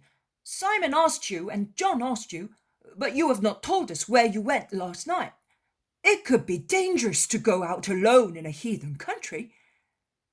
I went to make a righteous soul happy, and since he is doomed to death, I went to collect his inheritance. Did you? Was it a large one? Yes, Peter, very large and of great value, the fruit of the work of a true, just man. But I have not seen anything in your bag. Are they jewels which you are carrying on you? Yes, jewels that are most dear to my heart. Let's see them, Lord. I will have them when the man doomed to death dies. For the time being he needs them, and I need them, leaving them where they are. Has he invested them at an interest? Do you think that money is the only valuable thing? It is the most useless and filthy thing on earth. It is only useful for material things, for crimes, and for hell. Only rarely man makes use of it for a good purpose. Well, if it is not money, what is it? 3 disciples formed by a saint. You have been to the Baptist! Oh, why? Why? You always have me with you, and you altogether are not worth a single fingernail of the prophet. Was it not right that I should go to take God's blessing to the Holy One in Israel, to fortify him for his martyrdom? But if he is holy, he does not need to be fortified. He can manage by himself. The day will come when my saints will be brought before judges and condemned to death. They will be saints in the grace of God, comforted by faith, hope, and charity. And yet I can already hear their cries, the cries of their souls. Lord, help us in this hour. Only with my help, my saints will be strong in persecutions. We are not the ones you are referring to, are we? Because I am utterly incapable of suffering. That is true. You are not capable of suffering. But, Bartholomew, you have not yet been baptized. Yes, I have. With water? You still need another baptism. Then you will be able to suffer. I am already old. And when very old, you will be stronger than a young man. But you will help us just the same, will you not? I shall always be with you. I will endeavor to get accustomed to suffering, says Bartholomew. I will always pray from now on to obtain this grace from you, says James of Alphaeus. I am old, and all I ask for is to precede you and enter peace with you, says Simon Zealot. I do not know what I would like, whether to precede you or to be near you and die together, says Judas of Alphaeus. I will be unhappy if I survive you, but I will be comforted by preaching you to the people, states the Iscariot. I am of the same opinion as your cousin, says Thomas. I instead am with Simon the Zealot, says James of Zebedee. And what about you, Philip? Well, I say that I do not know what to think about it. The Eternal Father will give me what is best. Oh, keep quiet. You would think that the Master is to die soon. I do not want to think of his death, exclaims Andrew. You're quite right, my dear brother. You are young and healthy, Jesus. You will have to bury us all. I mean, the ones who are older than you. What if they killed me? Let that never happen to you, but I will avenge you. How? By a blood vengeance? Well, also by that means, if you will allow me. Otherwise, by my profession of faith amongst peoples, I will confute the accusations moved against you. The world will love you because I will be indefatigable in preaching you. That is true, and that is what will happen. And what about you, John, and you, Matthew? I must suffer and wait until I have washed my soul by suffering a great deal, says Matthew. And I do not know. I would like to die at once so that I would not see you suffer. I would like to be near you to comfort you in your agony. I would like to live for a long time to serve you. I would like to die with you, to enter heaven with you. I would like everything, because I love you. And I think that I, the least of my brothers, will be able to do all that, if I know how to love you properly. Jesus, increase your love, says John. You mean increase my love, remarks the Iscariot. No, I say increase your love, because the more he will inflame us with his love, the more we shall love. Jesus draws the pure, passionate John to himself and kisses his forehead, saying, You have revealed a mystery of God about the sanctification of hearts. God diffuses himself to just souls, and the more they surrender to his love, the more he increases it, and their holiness grows greater. That is the mysterious and ineffable work of God and of souls. It is accomplished in mystical silence, and its power, which cannot be described by human words, creates indescribable masterpieces of holiness. It is not a mistake, but a wise prayer to ask God to increase his love in one's heart.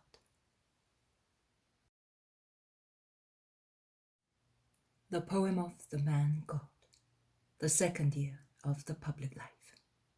Chapter 150. Jesus at Nazareth. Son, I will come with you. 30th of April, 1945. Jesus is alone. He is walking fast along the main road near Nazareth. He enters the village and directs his steps towards his house. When he is near it, he sees his mother. She is also going towards the house, and her nephew Simon is with her, carrying a bundle of firewood. Jesus calls her, Mother. Mary turns round, exclaiming, Oh, my blessed son! And they both run to meet each other, while Simon drops the bundle to the ground and, like Mary, runs towards Jesus and greets him wholeheartedly. Mother, I have come. Are you happy now? So happy, son. But if you came only because I begged you, I tell you that it is not right for me or for you to listen to the call of blood rather than to your mission. No, Mother, I have come for other reasons as well. Is it really true, son? I thought I wanted to believe that they were false rumors. and that you were not hated so much. There are tears in Mary's voice and in the eyes. Do not weep, mother. It grieves me so much. I need your smiles. Yes, son, that is true. You see so many harsh faces of enemies that you need so much smiling love. But here, see, here is she who loves you on behalf of everybody.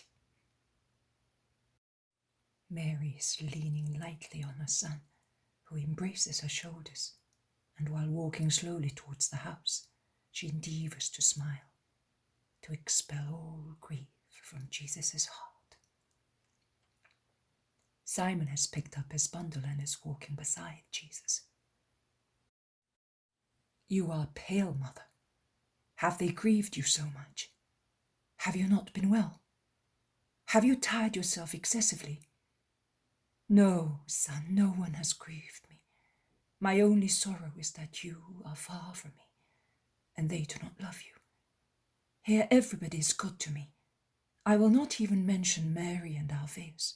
You know what they are like. Also Simon, see how good he is. He is always like that. He has helped me all these past months. He is now supplying me with wood. He is so good. Also Joseph is. They are so thoughtful of their Mary. May God bless you, Simon, and may he bless also Joseph. I forgive you for not loving me yet as the Messiah. Oh, you will eventually love me as Christ. But how could I forgive you for not loving her? It is fair and peaceful to love Mary, Jesus. You are loved too. Only, see, we are too much afraid for you. Yes, you love me with a human love. You will come to the other love. You too, son, are pale-looking and thin. Yes, you look older. I can see that too, remarks Simon. They go into the house, and Simon, after laying the firewood in its place, withdraws discreetly. Son, now that we are alone, tell me the truth, the whole truth. Why did they drive you away? Mary speaks, holding her hands on Jesus' shoulders and staring at his thin face. Jesus smiles kindly but sadly. Because I tried to bring man back to honesty, justice, and to the true religion. But who accuses you? The people? No, mother, the Pharisees and the scribes, with the exception of a few just ones amongst them. But what have you done to incur their accusations? I told them the truth. Do you know that it is the biggest mistake with men? What could they say to justify their accusations? They told lies, the ones you know and many more. Tell your mother, place your sorrow, all your sorrow on my bosom. A mother's bosom is accustomed to sorrow and is happy to consume it, to remove it from the heart of a son. Give me your sorrow, Jesus. Come here, as you were wont to do when a child, and leave all your bitterness. Jesus sits on a little stool at his mother's feet and tells her all about the months spent in Judea, without any grudge and without concealing anything. Mary caresses his hair with a heroic smile on her lips to fight back the tears shining in her blue eyes. Jesus also mentions the necessity of approaching women to redeem them, and his grief at not being able to do so, owing to the wickedness of men. Mary nods assent, and then she decides. Son, you must not deny me what I want. From now on, I will come with you when you go away. I will come at any time, in any season, to any place. I will defend you from false accusations. My simple presence will cause the mud to fall off. And Mary will come with me. She is so anxious to. That is what is needed near the Holy One, against the demon and against the world. A mother's heart.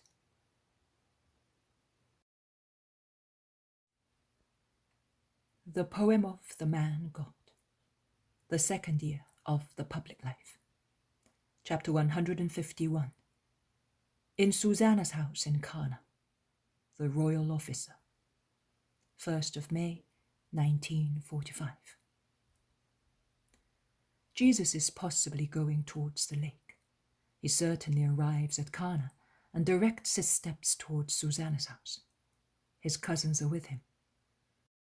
While they are in the house and they rest and take some food, Jesus, to whom his relatives and friends are listening as they should always do, teaches the good people in a very simple way. He also comforts the husband of Susanna, who appears to be ill. She is, in fact, absent, and while I hear them talk continuously of how much she suffers, a well-dressed man enters and prostrates himself at Jesus' feet. Who are you? What do you want? While the man is still sighing and weeping, the landlord pulls Jesus by the hem of his tunic and whispers, "He's an officer of the Tetrarch. Don't trust him too much." "Speak up. What do you want from me?" "Master, I heard that you're back. I've been waiting for you as one waits for God. Come to Capernaum at once. My son is so ill that his hours are numbered. I saw John, your disciple. He told me that you were coming here. Come, please, come at once, before it is too late." What? Can you, a servant of the persecutor of the Holy One in Israel, believe in me? You do not believe in the precursor of the Messiah. So how can you believe in the Messiah? "That is true. We are guilty of incredulity and of cruelty. But have mercy on a father. I know Cusa. I have seen Johanna. I have seen her before and after the miracle, and I believed in you." Quiet. You are such an incredulous and wicked generation that you will not believe without signs and miracles. You lack the essential quality that is necessary to obtain a miracle.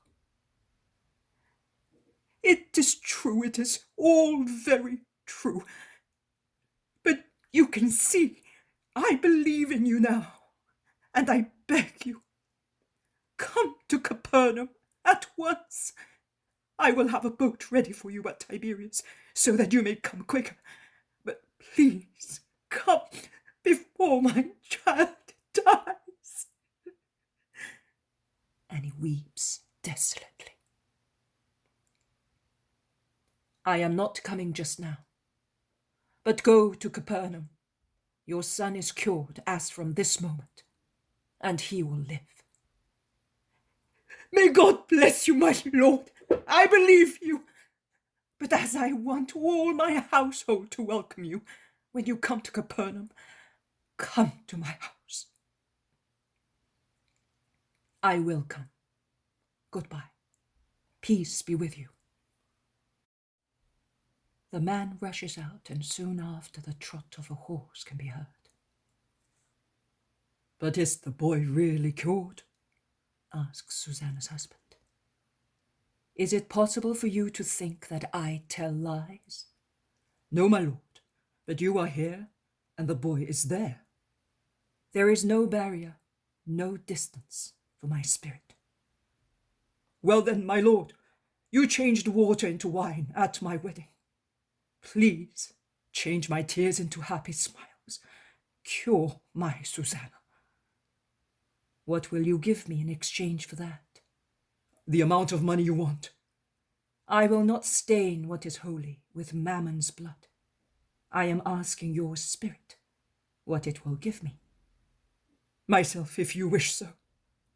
And if I asked, without any words, a great sacrifice?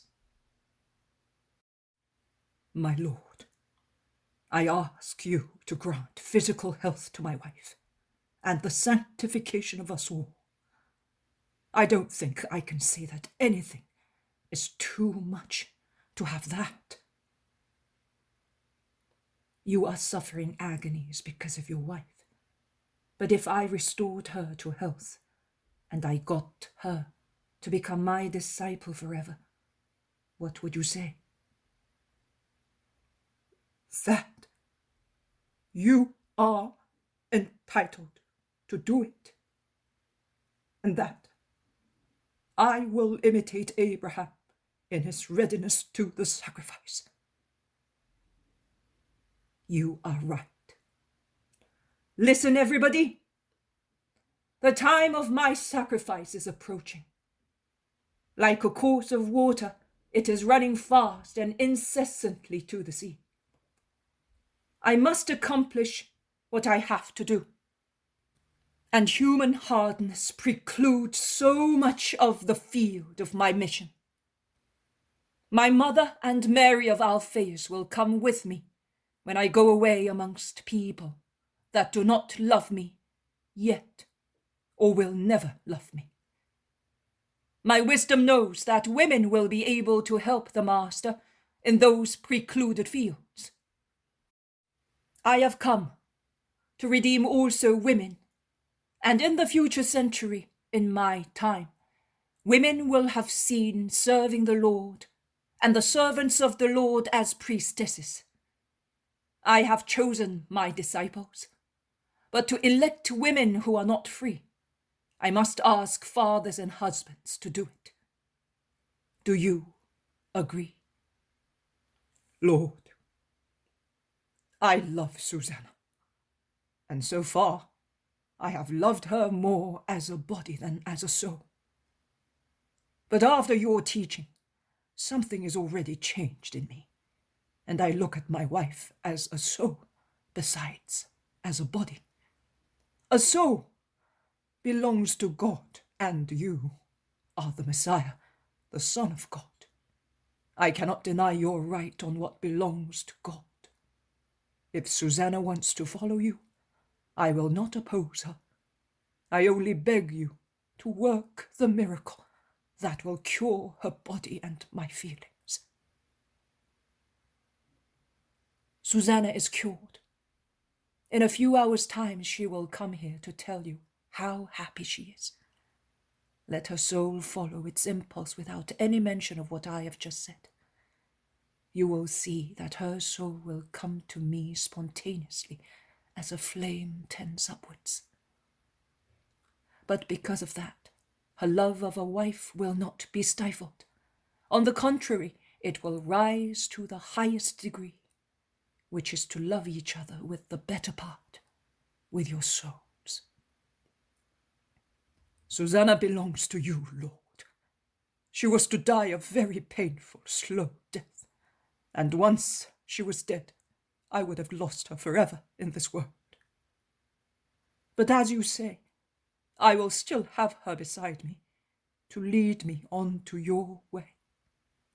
God gave me her, and God is taking her away from me. Blessed be the Most High in giving and in taking. The poem of the man God, the second year of the public life. Chapter 152.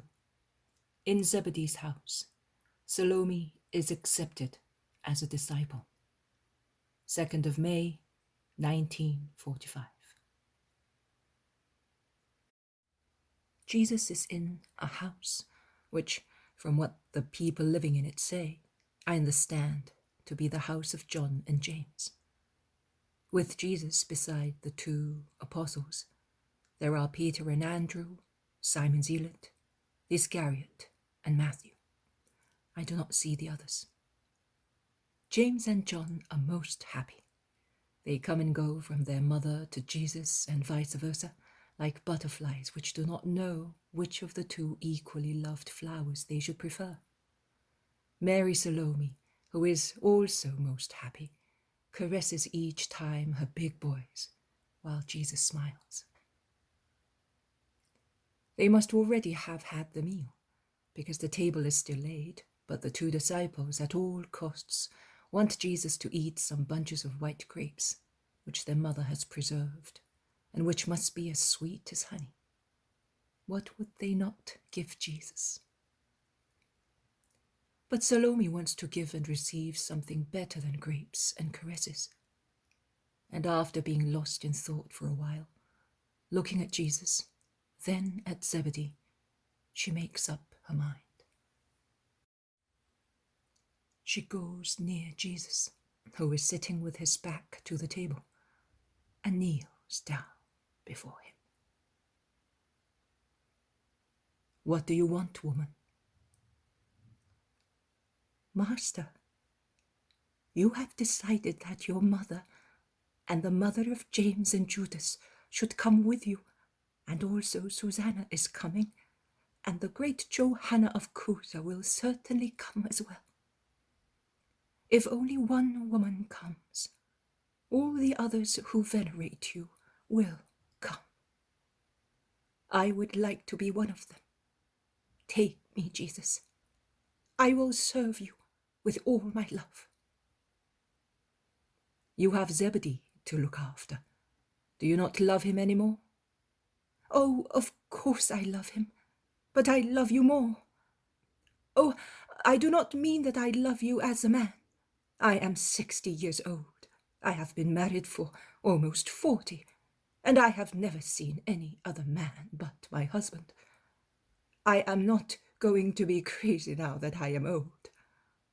Neither is my love for my Zebedee going to end because of my old age. But you... I am not good at speaking. I am a poor woman. I will tell you as best I can. Thus, I love Zebedee with my constant inborn femininity. I love you with the spirit you have aroused in me, with your words and what James and John have told me. It is something completely different, but so beautiful. It will never be so beautiful as the love of a very good husband. Oh, no, it is much more beautiful. Oh, don't take it amiss, Zebedee. I still love you with all my heart. But I love him with something which is still Mary, but it is no longer Mary, your poor wife. It is something more. Oh, I do not know how to tell you." Jesus smiles at the woman who does not wish to offend her husband, but cannot conceal her new great love. Also, Zebedee smiles gravely and goes near his wife, who still on her knees turns round to look at her husband and at Jesus alternately. "Do you realize, Mary, that you will have to leave your home? And you are so proud of it.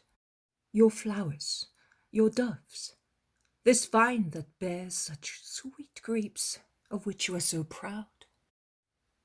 Your beehives, which are the most famous ones in the village, and you will no longer have your loom on which you have woven so much linen and so much woolen cloth for your dear ones. And what about your little nephews? What will you do without your little nephews?" "Oh, my Lord, what do all these things matter? Walls, doves, flowers, vines, beehives, looms, they are all good and dear things, but so insignificant as compared to you and to loving you. My little nephews? Well, yes, I will feel sorry that I cannot put them to sleep on my lap or hear them call me. But you are worth more. Oh, you are worth more than all the things you mentioned. And if those things were taken all together, and because of my weakness, they were as dear or dearer than serving and following you, I would cast them aside with the tears of a woman to follow you with the smile of my soul. Take me, Master. John James, will you tell him, and you too, my husband, be good, help me. All right, you will come with the others. I wanted you to meditate carefully on the past and the present, on what you leave and what you get. But come, Salome, you are mature to enter my family. Oh, mature, I am less than a child. But you will forgive my errors and hold me by the hand. You, because coarse as I am, I will be much ashamed before your mother and before Johanna. I will be ashamed before everybody, except you, because you are the good one, and you understand, pity, and forgive everything.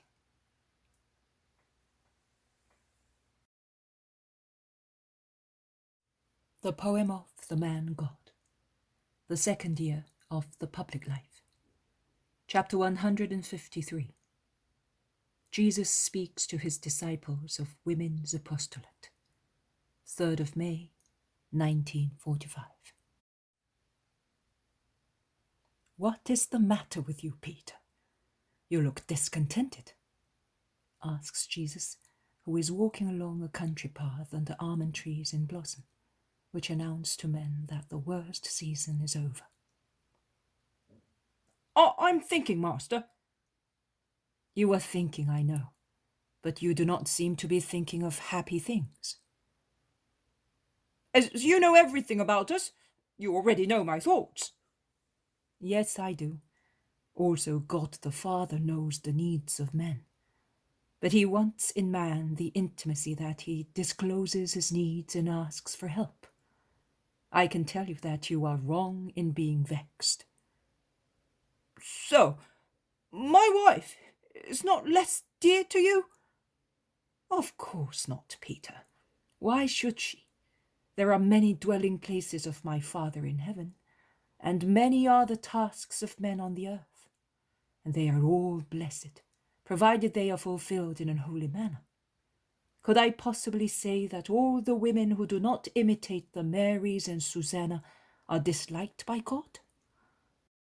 Certainly not.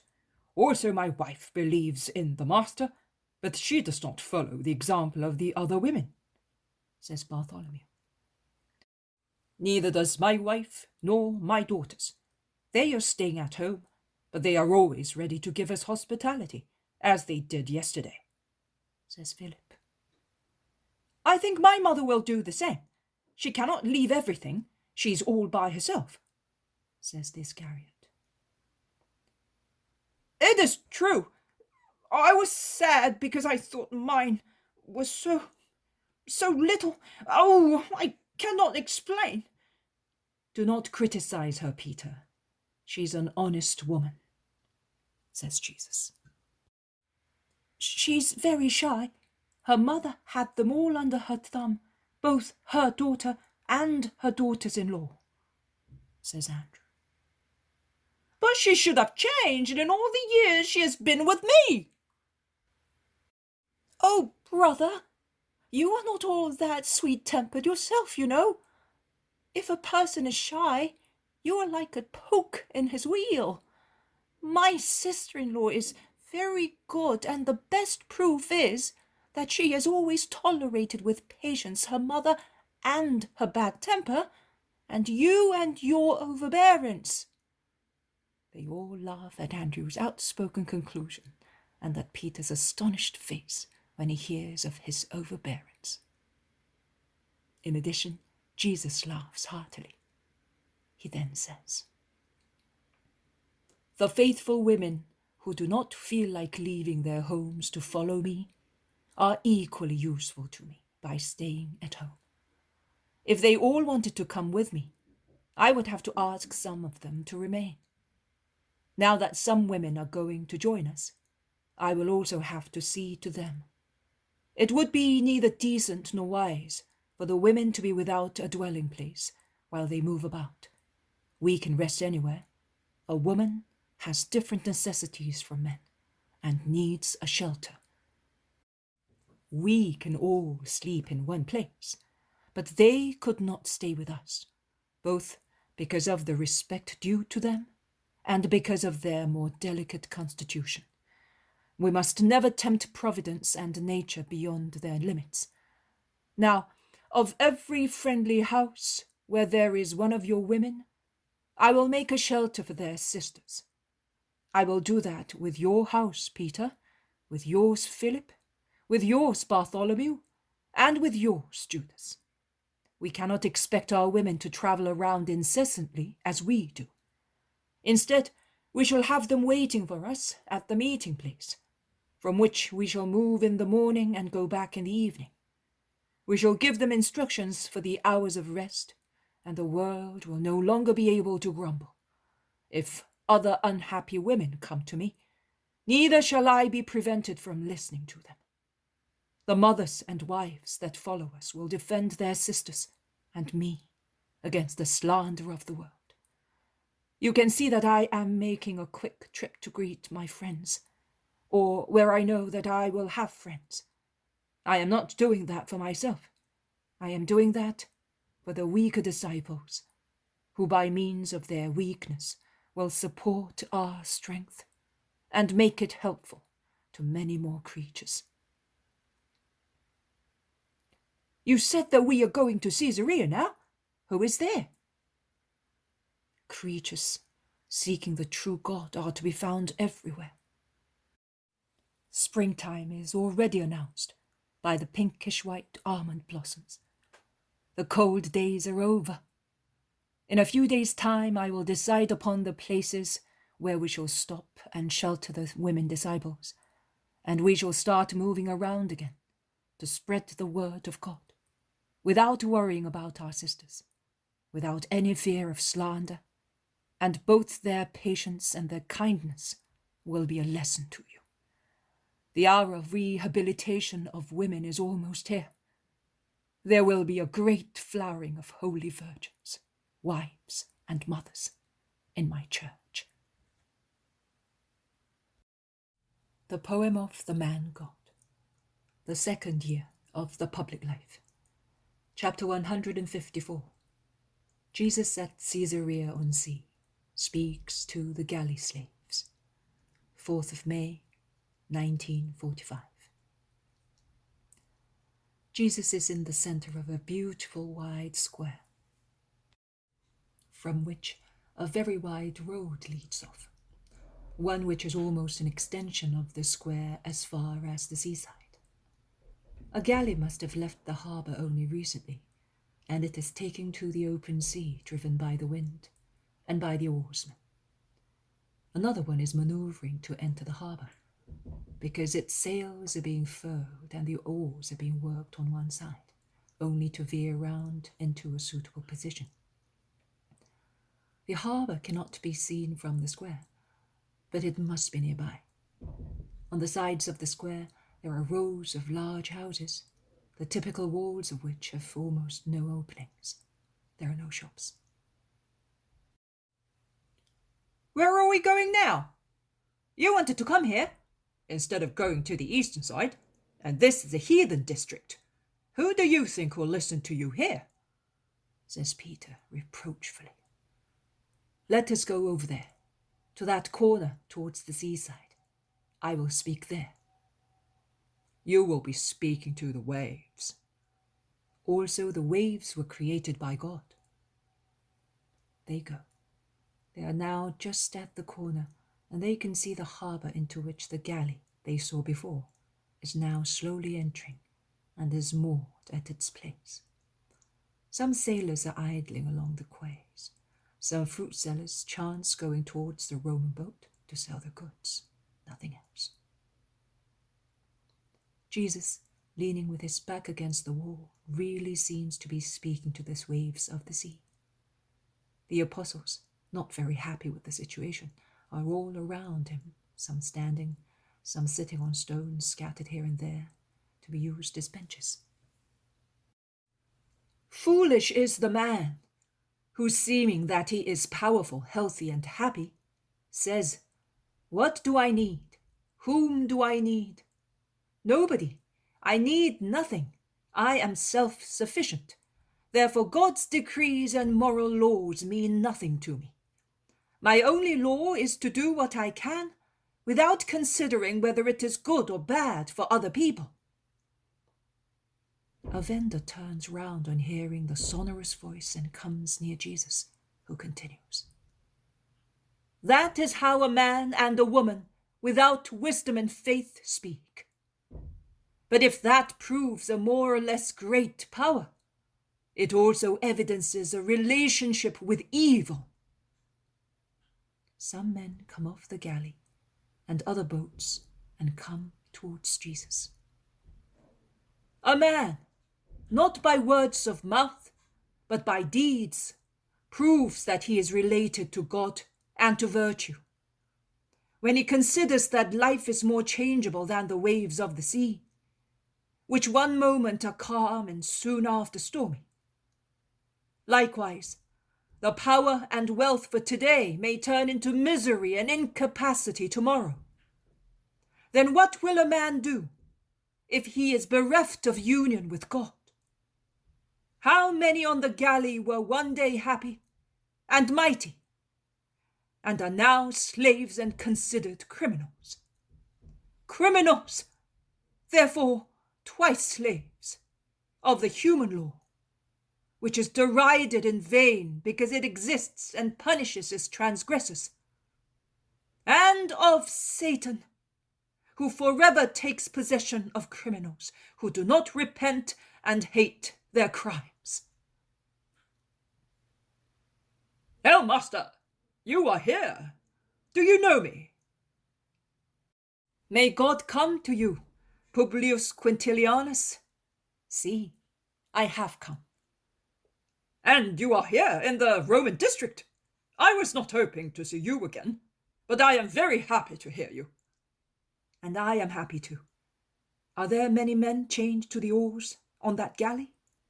"Yes, quite a large number, mostly war prisoners. Are you interested in them?"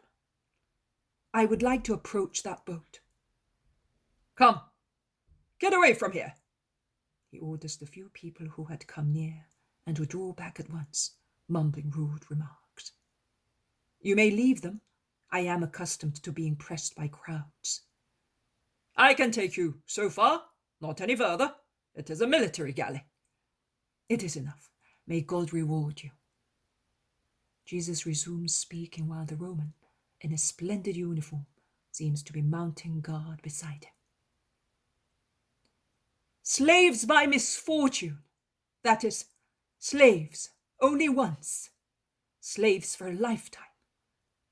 But every tear that falls on their chains, every blow that strikes them, writing pain on their flesh, files their handcuffs, adorns what does not die, opens to them the peace of God, who is the friend of his poor, unhappy children, and who will give them as much joy as the pain they suffered here.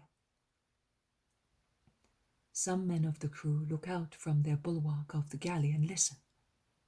None of the galley slaves are there, of course, but Jesus' powerful voice certainly reaches them through the row-lock sockets, and it spreads through the quiet air at low tide.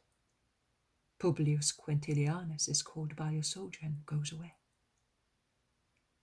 I want to tell these unhappy men who are loved by God to be resigned to their misfortune and to turn their pains into flames that will soon unfasten the chains of the galley and of their lives, ending in a desire for God. Having endured the poor day, which is our life, a dark, stormy, fearful, painful day, they thus enter the day of God, a bright, serene, fearless, and joyful day. You will enter the great peace, the infinite freedom of paradise, O martyrs of a painful destiny, provided you are good in your suffering and you aspire to God. Publius Quintilianus comes back with other soldiers, and he is followed by a litter carried by slaves, and the soldiers make room for it. Who is God? I am speaking to Gentiles who do not know who God is. I am speaking to the children of the peoples, subdued, who do not know who God is. In your forests, O Gauls, Iberians, Thracians, Germans, Celts, you have a sham God. A soul is naturally inclined to worship because it remembers heaven. But you cannot find the true God who put a soul in your bodies, a soul equal to the soul we people of Israel have, equal to the soul of the mighty Romans who have subdued you. A soul that has the same duties and the same rights to good, and to which the good one, that is the true God, will be faithful. Be equally faithful to good. The God or gods that you have worshipped so far, learning his or their names on your mother's knees, the God of whom you no longer think because you do not feel any comfort coming from him to relieve your suffering, the God that perhaps you hate and curse in your daily despair, is not the true God. The true God is love and pity. Were perhaps your gods like that? No, they were not. They were also hard, cruel, false, hypocrites, vicious, thieves. And now they have abandoned you without the least comfort, which is the hope of being loved and the assurance of a rest after so much suffering. It is so because your gods do not exist. But God, the true God, who is love and piety, and who I can assure you exists, is he who made the sky, the seas, the mountains, the forests, the plants, the flowers, the animals, and man. He is the one who inspires conquerors to treat the poor people of the world with mercy and love, as he is mercy and love. O mighty masters, consider that you all come from the same origin. Do not act cruelly against those who by misfortune have come under your power, and be human also to those whom a crime has tied to the bench of a galley. Man sins many times. No man is without sins which are more or less secret. If you considered that, you would be really good to your brothers, who, not so lucky as you are, have been punished for crimes which you also have committed, without, however, being punished for them. Human justice is such a doubtful thing in judging, that it would be dreadful if divine justice were like it. There are guilty people who do not appear to be so, whereas innocent people who are considered guilty. Let us not ask why. It would be too grave an accusation against unjust men who hate their fellow men. There are people who are really guilty, but have been led to perpetrate a crime by overbearing circumstances that somewhat extenuate their crime. Be therefore human, you who are in charge of galleys. Above human justice there is a much higher divine justice, the justice of the true God, who created kings and slaves, rocks and grains of sand. He watches you, both you on the oars and you who are in charge of the crew. Woe betide you if you are cruel without any reason. I, Jesus Christ, the Messiah of the true God, can assure you, at your death he will tie you to an eternal galley and will entrust the demons with the blood-stained lash, and you will be tortured and struck exactly as you did. Because if according to human law a criminal is to be punished, you must not overstep all limits. Remember that. A man who is powerful today may be miserable tomorrow. God only is eternal. I would like to change your hearts, and above all, I would like to untie your fetters, give you back your freedom, and send you back to your fatherlands. But my dear galley slaves, you are my brothers. You cannot see my face, but your sorely wounded hearts are well known to me. Instead of the freedom and fatherlands, which I cannot give you now, while you are the poor slaves of mighty men, I will give you a greater freedom and fatherland. For your sake, I have become a prisoner myself, far from my fatherland. I will redeem you by offering myself in ransom, because you are not the disgrace of the world as men call you, but the shame of man who forgets the limits of the rigors of war and justice. I will make a new law for you on the earth, and a pleasant abode for you in heaven. Remember my name, O children of God who are weeping. It is the name of a friend. Repeat it in your suffering. Be sure that if you love me, you will have me, even if we never see one another on the earth. I am Jesus Christ, the Savior, your friend. I comfort you in the name of the true God. May peace come to you soon. A crowd of people, mainly Romans, have gathered round Jesus, whose new ideas have astonished everybody. By Jove, you have made me ponder on new things of which I had never thought before. I feel they are true. Publius Quintilianus looks at Jesus, pensive and moved at the same time. It is so, my friend. If man used his brains, he would never go so far as to commit a crime. By Jove, wonderful words. I must remember them. You said, if man used his brains, he would never go so far as to commit a crime. It is true. You are really a great man, you know. Every man who wanted could be as great as I am, if he were all one with God. The Roman continues his sequence of by Joves in increasing admiration. Then Jesus says to him, "Can I give some solace to those galley slaves? I have some money, some fruit, some comfort, that they may know that I love them." "Give it me, I can do that. On the other hand, there is a lady over there who can do much. I will ask her." Publius goes to the litter and speaks through the curtains that have been slightly drawn. He comes back. "I am authorized to do it.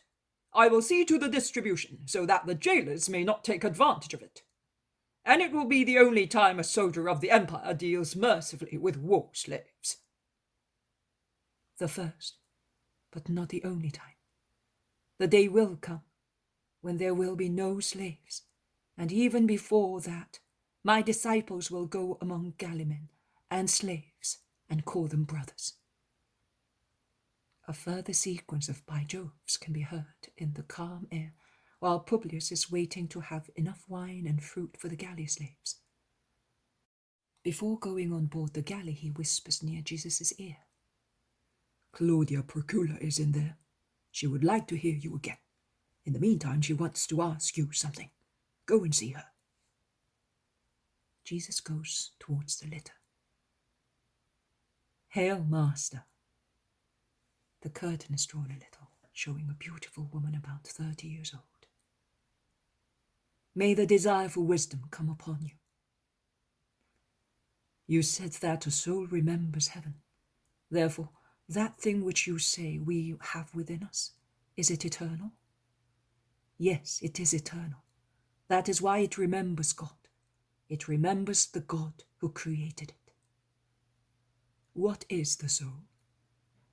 The soul is the true nobility of man. You are famous because you belong to the Claudi family. A man is even more so because he belongs to God. In your veins there is the blood of the Claudi, the mighty family, which, however, had a beginning and will come to an end. In man, because of his soul, there is the blood of God. Because a soul is the spiritual blood, as God is a most pure spirit, of the Creator of man, of the eternal, almighty, holy God. Because of the soul, which is in him, and which is alive as long as it is united to God, man is eternal, powerful, and holy. I am a pagan, so I have no soul. You do have it, but it has fallen into a state of lethargy. Wake it up to the truth and to life. Goodbye, Master. May justice conquer you. Goodbye. As you have seen, here also I had people listening to me, says Jesus to the disciples. Yes, but with the exception of the Romans, who will have understood you? They are barbarians. Who? All of them. Peace is with them, and they will remember me more than many others in Israel. Let us go to the house where they are offering us hospitality for our meal. Master, that woman is the same one who spoke to me on the day that you cured the sick man. I saw her, and I recognized her, says John. You can see, therefore, that even here there was someone waiting for us. But you do not seem to be very happy about it. I will have accomplished a great deal when I succeed in persuading you that I have come not only for the Jews, but for all the peoples, and I have prepared you for them all. And I tell you, remember everything of your Master. There is no event, however trifling it may seem, that may not be a lesson for you one day during your apostolate. No one replies, and a sad smile of pity appears on Jesus' lips. This morning he had such a smile also for me. I was in a state of such deep depression that I began to weep over so many things. The tiredness of writing and writing with the firm belief that so much bounty of God and work of little John are utterly useless, not being the least. And weeping I invoked my Master, and when out of kindness he came exclusively for me, I told him what worried me. He shrugged his shoulders as if he wished to say, forget about the world and its nonsense. And then he caressed me, saying, so what? Would you not like to help me anymore? Does the world not want to know my words? Well, let us repeat them to each other, for my joy in mentioning them to a faithful heart, for yours in hearing them. The weariness of the apostolate, more depressing than any other work, It deprives the serenest day of its light and the sweetest food of its sweetness. Everything becomes ashes and dirt, nausea and bitterness. But my dear soul, these are the hours in which we take upon ourselves the weariness, the doubts, the misery of the worldly people who die because they do not possess what we have. And they are the hours in which we do more. I told you also last year. To what advantage? Wanders the soul submerged by what submerges the world, that is, by the waves sent by Satan, and the world drowns. But the soul, nailed to the cross with its God, does not drown. It is in darkness for a moment, and sinks under the nauseating wave of spiritual tiredness. Then it emerges fresher and more beautiful. Your expression, "I am no longer good for anything," is the consequence of such tiredness. You would never be good for anything, but I am always. I. And thus you will always be good for your task of mouthpiece. Of course, if I saw that my gift were hidden avariciously, like a heavy, most valuable gem, or it were used imprudently, or out of indolence, it were not protected by means of a safety precaution commanded by human wickedness in such cases.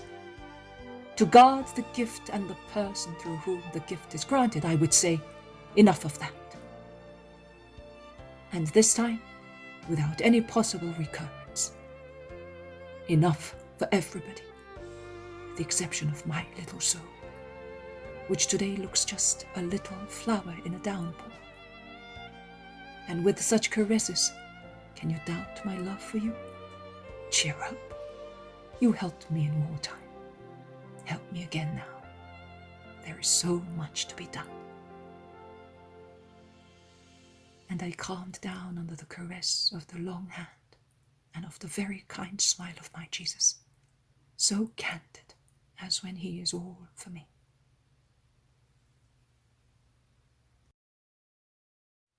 The poem of the man God, the second year of the public life.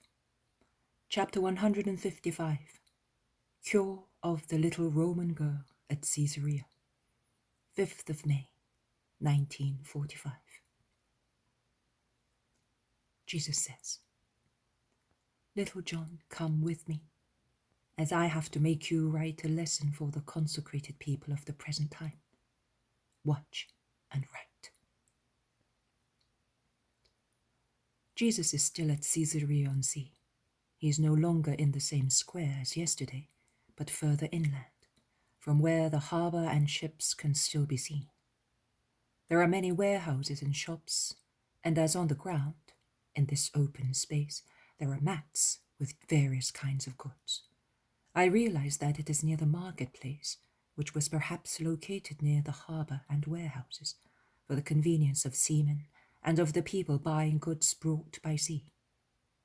There is a lot of shouting and bustling among the people. Jesus, with Simon and his cousins, is waiting for the others who are buying the food that is needed. Some children look curiously at Jesus, who caresses them lovingly while speaking to his apostles. Jesus says, "I am sorry to see dissatisfaction because I approach the Gentiles, but I can but do what I must do and be good to everybody. At least you three and John must endeavour to be good. The others will follow you and imitate you." How can one be good to everybody? After all, they despise and oppress us. They do not understand us. They are full of vices, says James of Alphaeus apologetically. How can one do that? Are you happy that you were born of Alphaeus and Mary? Of course I am. Why do you ask me? And if God had asked you before you were conceived, would you have chosen to be born of them? Certainly, but I do not understand. If instead You were born of a Gentile, and you heard someone accuse you of wanting to be born of a heathen father. What would you have said? I would have said, it is no fault of mine. I was born of him, but I might have been born of someone else. I would have said, you are unfair in accusing me. If I do no harm, why do you hate me? Exactly. Also these people, whom you despise because they are pagans, can say the same. It is no merit of yours if you were born of Alphaeus, a true Israelite. You can only thank the Eternal Father, who granted you a great gift. And out of gratitude and humility, you can endeavor to take the true God to those who did not receive such a gift. One must be good. It is difficult to love those whom we do not know. No, it is not. Look, you little fellow, come here. A little boy about 8 years old, who is playing in a corner with 2 other little lads, comes near Jesus. He's a strong boy, with very dark hair and a fair complexion. Who are you? I am Lucius, Caius Lucius of Caius Marius, a Roman, the son of the decurion of the guards, who remained here after he was wounded. And who are those? They are Isaac and Toby, but we must not say, because they are not allowed to play with us. The Jews would hit them. Why? Because they are Jews and I am a Roman. They are forbidden to associate with us. But you are playing with them. Why? Because we are fond of one another. We always play together, dice or jumping, but we have to hide. And would you love me? I am a Jew too, and I am not a boy. Just imagine, I am a master, something like a priest. What do I care? If you love me, I will love you, and I love you because you love me. How do you know? Because you are good. Who is good, loves. There you are, my friends. That is the secret to love, to be good. Then you love without considering to which faith other people belong. And Jesus, holding little Caius Lucius by the hand, goes and caresses the little Jewish children, who are frightened and hide in a passageway, and he says to them, "Good children are angels. Angels have one fatherland only, paradise. They have only one religion, the religion of the one God. They have only one temple, the heart of God. Like little angels, always love each other." But if they see us, they will hit us. Jesus shakes his head sadly but does not reply. A tall, shapely woman calls Lucius, who leaves Jesus saying, My mother! and shouts to the woman. I have a big friend. He's a master. The woman does not go away with her son. On the contrary, she comes near Jesus and asks him, "Hail, are you the Galilean who spoke at the harbour yesterday?" "Yes, I am." "Wait for me, then I'll be back in a moment." And she goes away with her little son. In the meantime, the other apostles who have arrived, with the exception of Matthew and John, they ask, "Who was she?" "A Roman, I think," reply Peter and the others. "What does she want?" "She told us to wait here. We shall soon find out." Some people have come near them in the meantime and are waiting curiously. The woman comes back with other Romans. "So you are the master?" asks one who looks like a servant of a rich family. After receiving an answer in the affirmative, he asks, "Would it upset you if you had to cure the little daughter of one of Claudia's friends? The child is choking to death, and the doctor does not know the cause of it. She was all right last night, This morning she's in agony. Let us go. They take a few steps along the street towards the place where they were yesterday, and they arrive at a wide open main entrance of a house where Romans appear to be living. Just a moment. The man rushes in and almost immediately looks out again and says, "Come in!" But before Jesus can go in, a young ladylike woman comes out.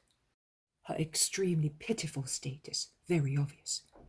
She's holding in her arms a little child, only a few months old, completely inert, livid with suffocation. I would say that she is suffering from a lethal diphtheria and is about to breathe her last. The woman clings to Jesus' chest like a shipwrecked person to a rock. Her tears prevent her from speaking. Jesus takes the baby, whose very pale, tiny hands with nails, already blue, are shaken by fits, and lifts her up. Her little head hangs down motionless. The mother, no longer a proud Roman in front of a Jew, has fallen at Jesus' feet in the dust, sobbing, her face raised, her hair disheveled, pulling at Jesus' tunic and mantle with her outstretched arms. Behind and round her there are Romans of the household and Jewish women of the town, looking at her. Jesus wets his right hand forefinger with saliva, puts it into the little panting mouth, pressing it down the throat. The child writhes and becomes darker in the face. The mother cries, "Don't!" And she writhes as if she were pierced by a blade. The people are holding their breath. Jesus pulls his finger out with a mass of putrid membranes. The child writhes no longer, cries for a few seconds, then calms down and smiles innocently, shaking her hands and moving her lips like a little bird that chirps, flapping his little wings while wanting to be fed. Take her, woman, feed her. She is cured. The mother is so bewildered that she takes the child and, still kneeling in the dust, she kisses and caresses her and breastfeeds her. She seems to be out of her wits, as if she had forgotten everything except her child. A Roman asks Jesus, "How did you do that? I am the proconsul's doctor, and I am clever. I tried to remove the obstruction, but it was far too down. But you so..." "You are clever, but the true God is not with you. May he be blessed. Goodbye." And Jesus is about to go away. But a small group of Israelites feel they should interfere. "Why did you take the liberty of approaching foreigners? They are corrupted and unclean, and whoever approaches them becomes such." They are three, and Jesus stares at them severely and then says, "Are you not Haggai, the man from Azotus, who came here last Tishri to negotiate business with the merchant at the foundation of the old fountain? And are you not Joseph of Ramah, who came here to consult the Roman doctor? And you know, as well as I do, why. So, do you feel unclean?" "A doctor is never a stranger. He cures bodies, and all bodies are alike. And souls are even more so. After all, what did I cure? The innocent body of a child, and by doing so, I hope to cure the souls of strangers, which are not innocent. Therefore, both as a doctor and as the Messiah, I can approach anybody." "No, you cannot."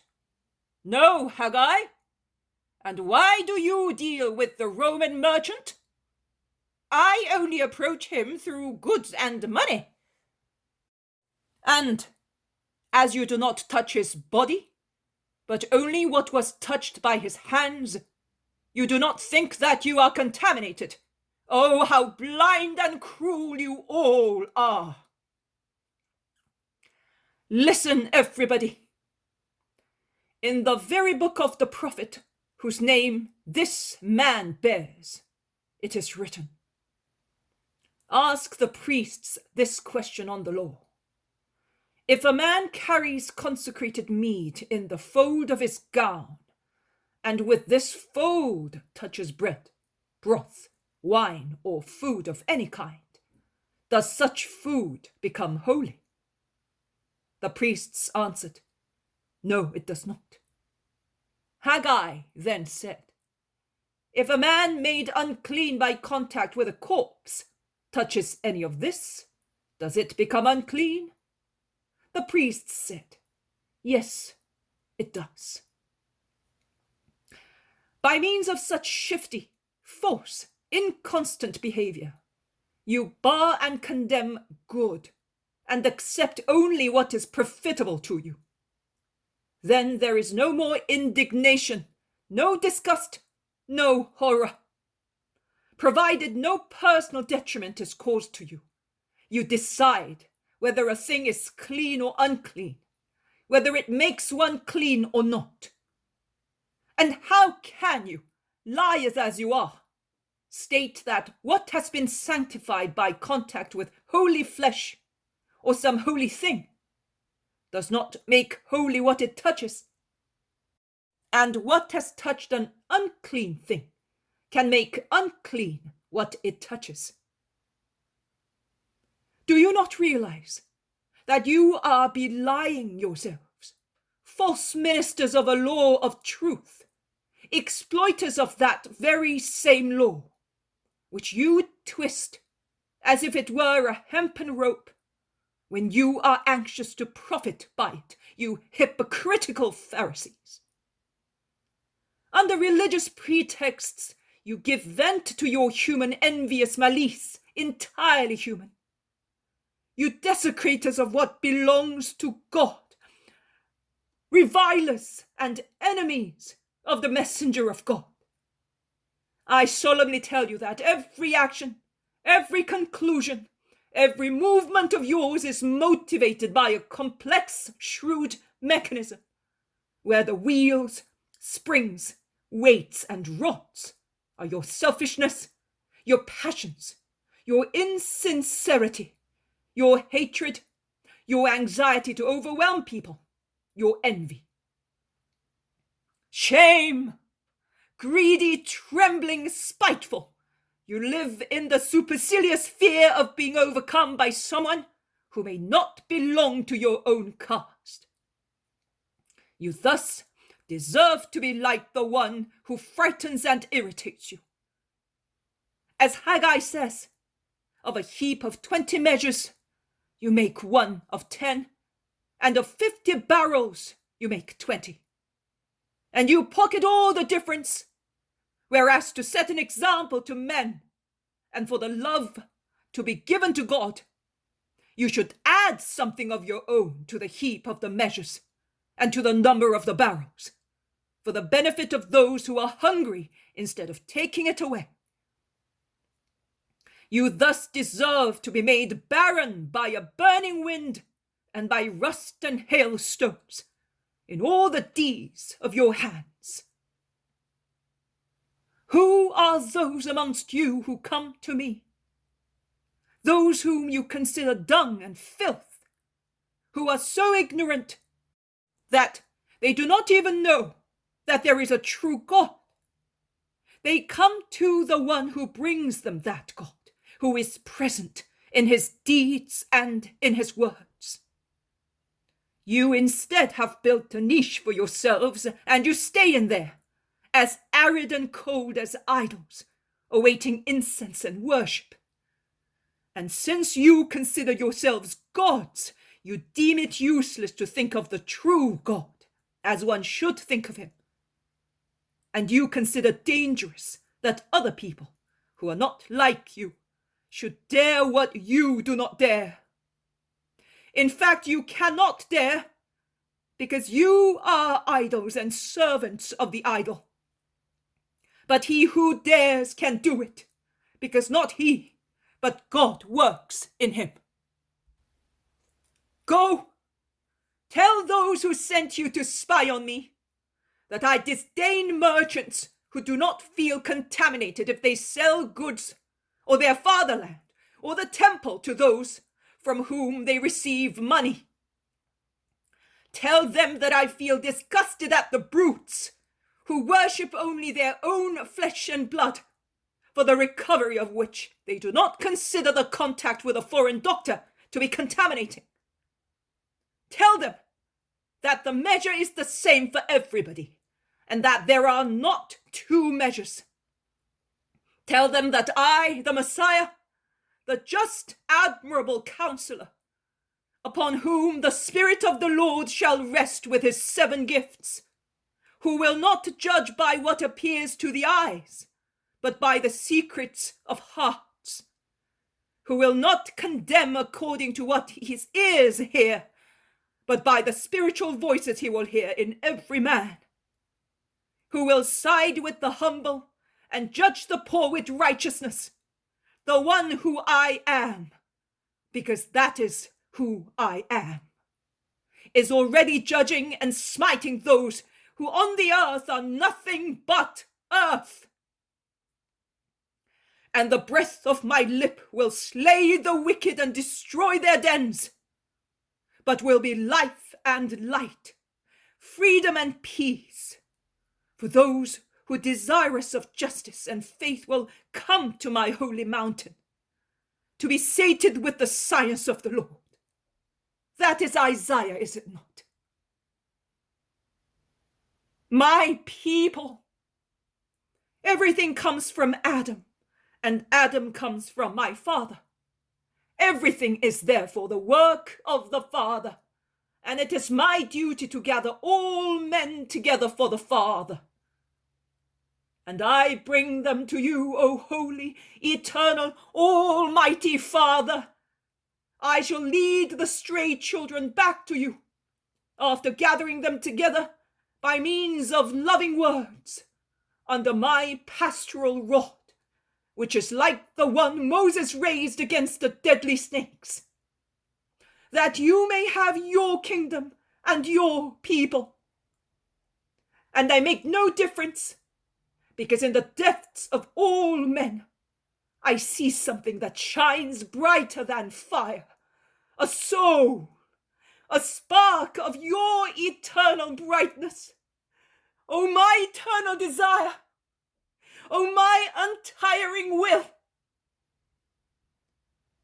This is what I want and what I crave for, that the whole earth may sing your name, that mankind may call you Father, a redemption that will save everybody, a fortified will that will make every man obedient to your will, an eternal triumph that will fill paradise with an everlasting Hosanna. O multitudes of heaven, behold, I see the smile of God, and that is the reward, compensating all human harshness. The 3 men have fled in the hail of reproaches. All the others, both Romans and Jews, are gaping.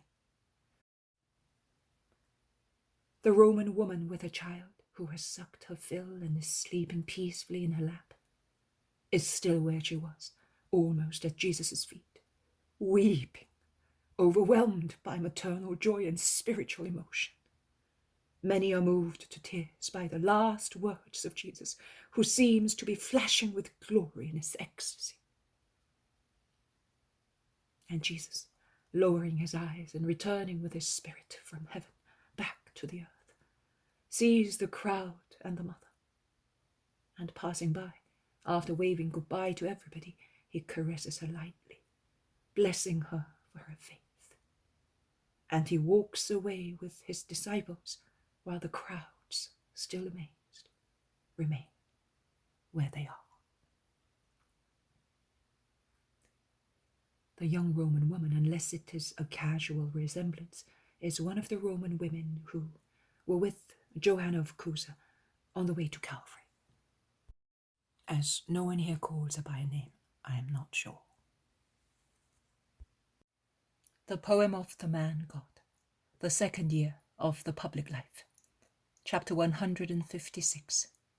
Anelya devotes herself to God as a virgin. 6th of May, 1945. Jesus, with Peter, Andrew, and John, knocks at the door of his house in Nazareth. The door is opened at once by his mother, whose face brightens with a beautiful smile on seeing Jesus. "Welcome home, my son. Since yesterday I have had with me a pure dove waiting for you. She came from far away. The person who brought her here could not stay longer. As she asked for my advice, I told her what I could. But only you, my son, are the wisdom. You are welcome too," she says to the disciples. "Come in and refresh yourselves." "Yes, stay here. I am going at once to see the girl who is waiting for me." The 3 disciples are very curious, but show their curiosity in different ways. Peter stares intently in all directions, almost hoping to see through the walls. John looks as if he wanted to read on Mary's face the name of the unknown girl. Andrew, who on the other hand has blushed, stares intently at Jesus, and both his eyes and his lips seem to be trembling with a silent entreaty. Jesus pays no attention to any of them. While the 3 make up their minds and go into the kitchen, where Mary offers them some food in the warmth of the fireplace, Jesus draws the curtain that conceals the door opening onto the kitchen garden and goes out into it. The mild sunshine makes more airy and dreamlike all the blooming of branches of the tall almond tree. The only tree in blossom, the tallest in the kitchen garden, looks splendid in its silk white-pink dress compared with the poverty of all the others. The pear tree, the apple tree, the fig tree, the pomegranate, the vines, which are still all barren, stately in its soft, bright veil, which contrasts with the drab humility of the olive trees. It seems to have caught with its long branches a wispy cloud, lost in the blue field of the sky, and to have adorned itself with it to say to everybody, "The wedding of the springtime is coming, rejoice, plants and animals. It is the time for kisses with the winds, the bees, the flowers. It is the time for kisses under the tiles, or in the thick of woods.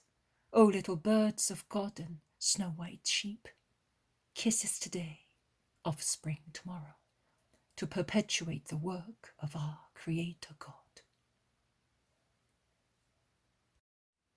Jesus, with his arms folded on his chest, standing in the sun, smiles at the serene gracefulness of his mother's kitchen garden, with its bed of lilies recognizable from their first leaves, its still bare rose bushes and silvery olive leaves, and many other families of flowers spread among the humble beds of legumes and vegetables which are just becoming green.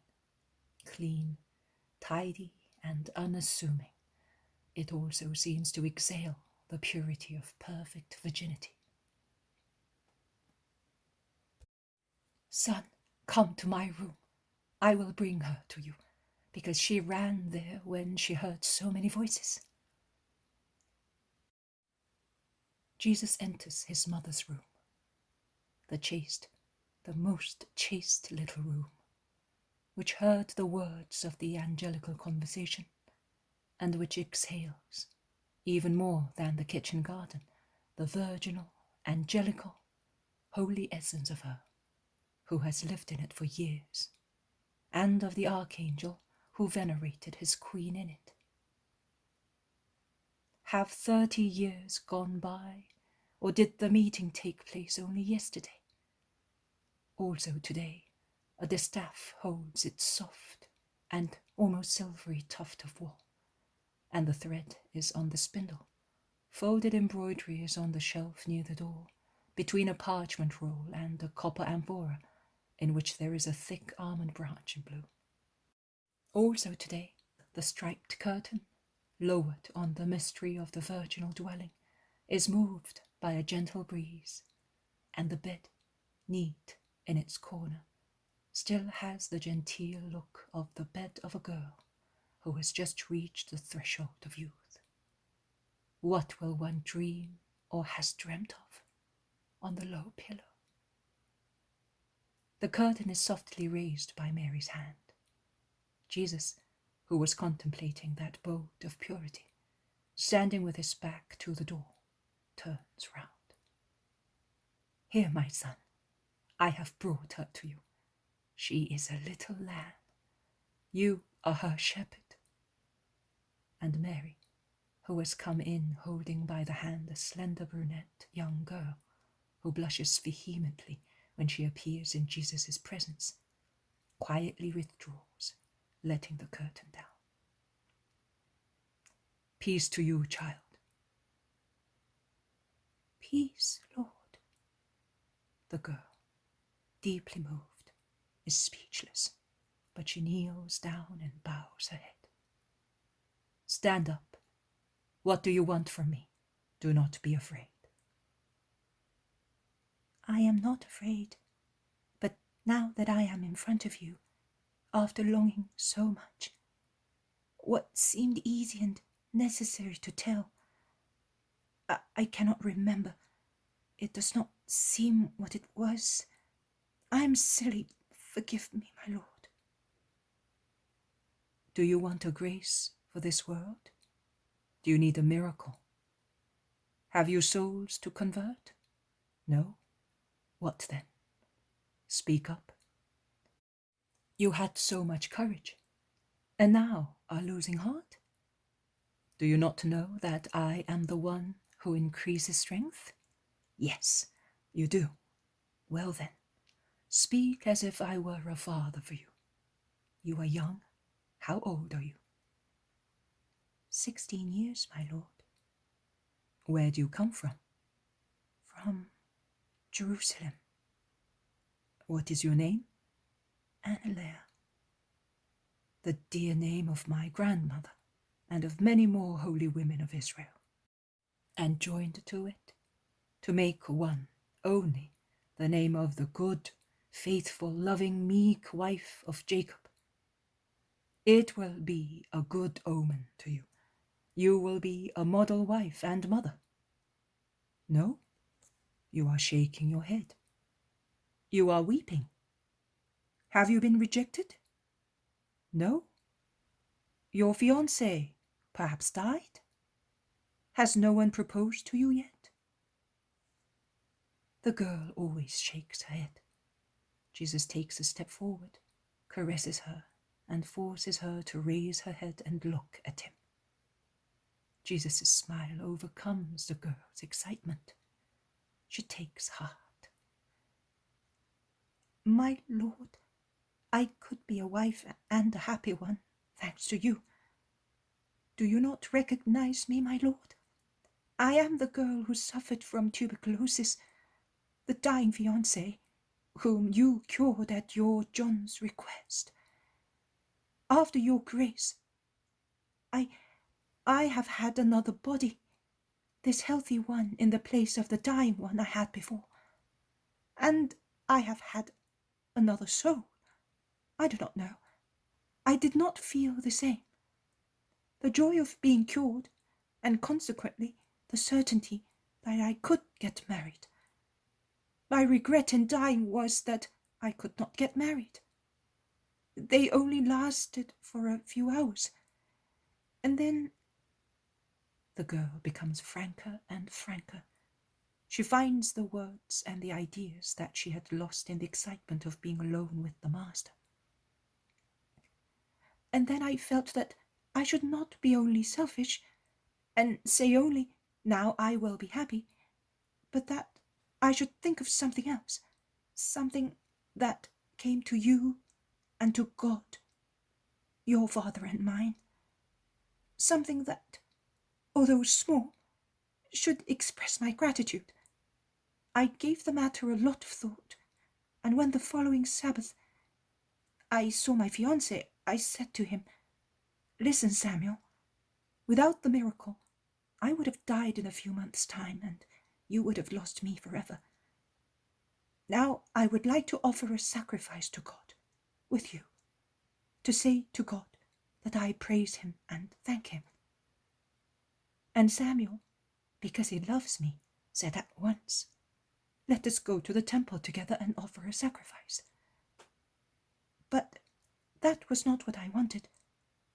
I am a poor and common girl, my lord. I know very little, and I can do much less.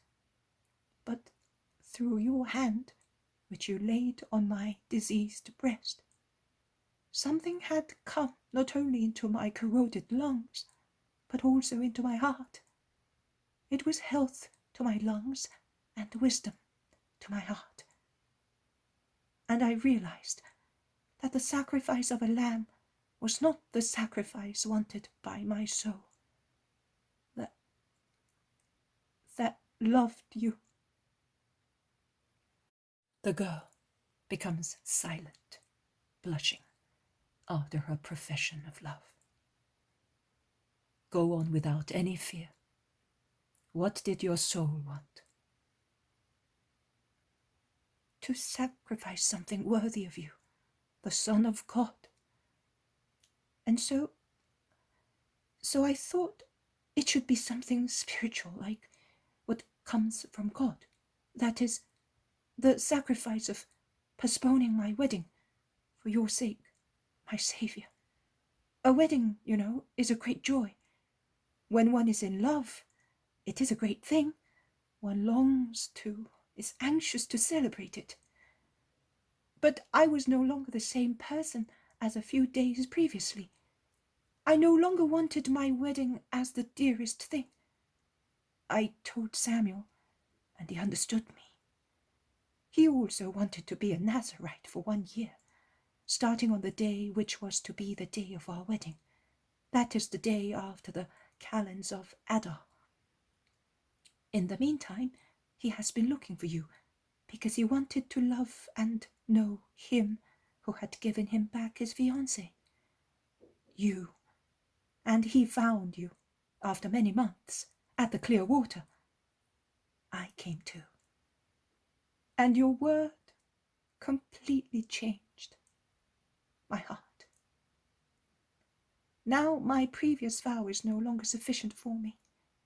Like that almond tree out there, which in the warmer and warmer sunshine has revived after being dead for months, and has blossomed and will leave and then bear fruit. So I have continuously grown in the knowledge of what is better. The last time, when I was already sure of myself and of what I wanted, I have pondered on the matter all these past months. The last time I went to the clear water, you were no longer there. They had driven you away. I wept and prayed so much that the Most High heard me and persuaded my mother to send me here with a relative who was going to Tiberias to speak to the courtiers of the Tetrarch. The steward told me that I would find you here. I found your mother, and her words, only listening to her and being beside her these 2 days, have completely matured the fruit of your grace." The girl has knelt down as if she were in front of an altar, her arms folded on her breast. All right, but what do you want exactly? What can I do for you? "Lord, I would like a great thing, and only you, the donor of life and health, can give it to me, because I think that what you can give, you can also take away. I would like you to take the life you gave me during the year of my vow, before it ends." Why? Are you not grateful to God for the life you received? so grateful, infinitely. But for one thing only, because by living by his grace and by your miracle, I have understood what is best. Which is? Which is to live like angels, as your mother, my lord, as you live, as your John lives. The 3 lilies, the 3 white flames, the 3 beatitudes of the earth, my lord. Yes, because I think that it is a beatitude to possess God, and God is possessed by the pure.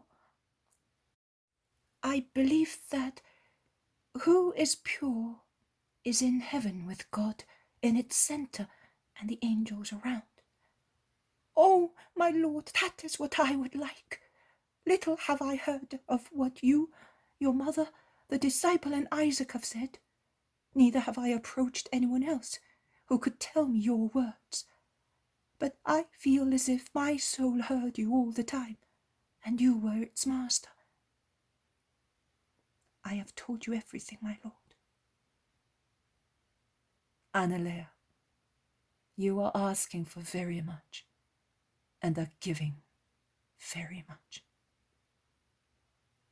Daughter, have you understood God, and the perfection to which a creature may rise to be like the most pure, and to please the most pure? Jesus has laid his hand on the sides of the head of the dark-haired girl who was kneeling in front of him, and speaks, bending over her. He who was born of a virgin, because he could but build his nest on a pile of lilies, is nauseated, my dear daughter, by the triple lechery of the world, and he would be crushed by so much nausea if his Father, who knows on what his Son lives, did not intervene with loving help to support my soul in anguish. The pure are my joy. You are giving me what the world takes from me through its unexhausted baseness. May the Father and you, dear girl, be blessed for that. Go happily. Something will intervene to make your vow an eternal one. Be one of the lilies scattered on the blood-stained ways of Christ. Oh, my lord, there is still one thing I would like. Which? Not to be present at your death. I could not see him die, who is my life. Jesus smiles kindly, and with his hand he wipes the tears streaming down her little dark face. Do not weep. Lilies are never in mourning.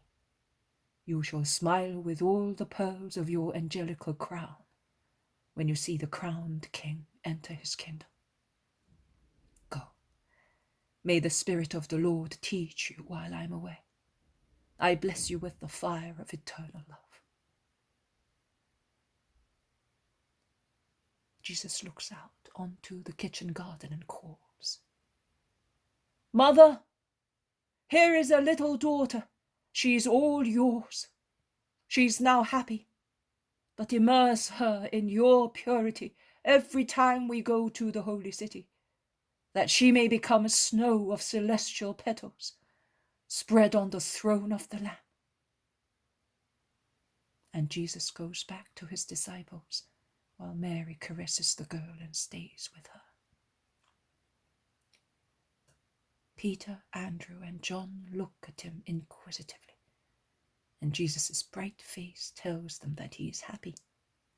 Peter cannot help asking, To whom did you speak so long, my master? And what have you heard to be so beaming with joy? To a woman at the dawn of life, to her who will be the dawn of many more that will come. Who? The virgins. Andrew mumbles in a low voice to himself. It is not her. No, it is not she. But do not tire of praying. Be good and patient. Every word of your prayer is like a call, a light in the dark, and it supports and guides her. But who is my brother waiting for? For a soul, Peter. A great poverty that he wants to change into a great wealth. And where did Andrew find it? Since he never goes about, he never speaks, and he's a helpless sort of chap.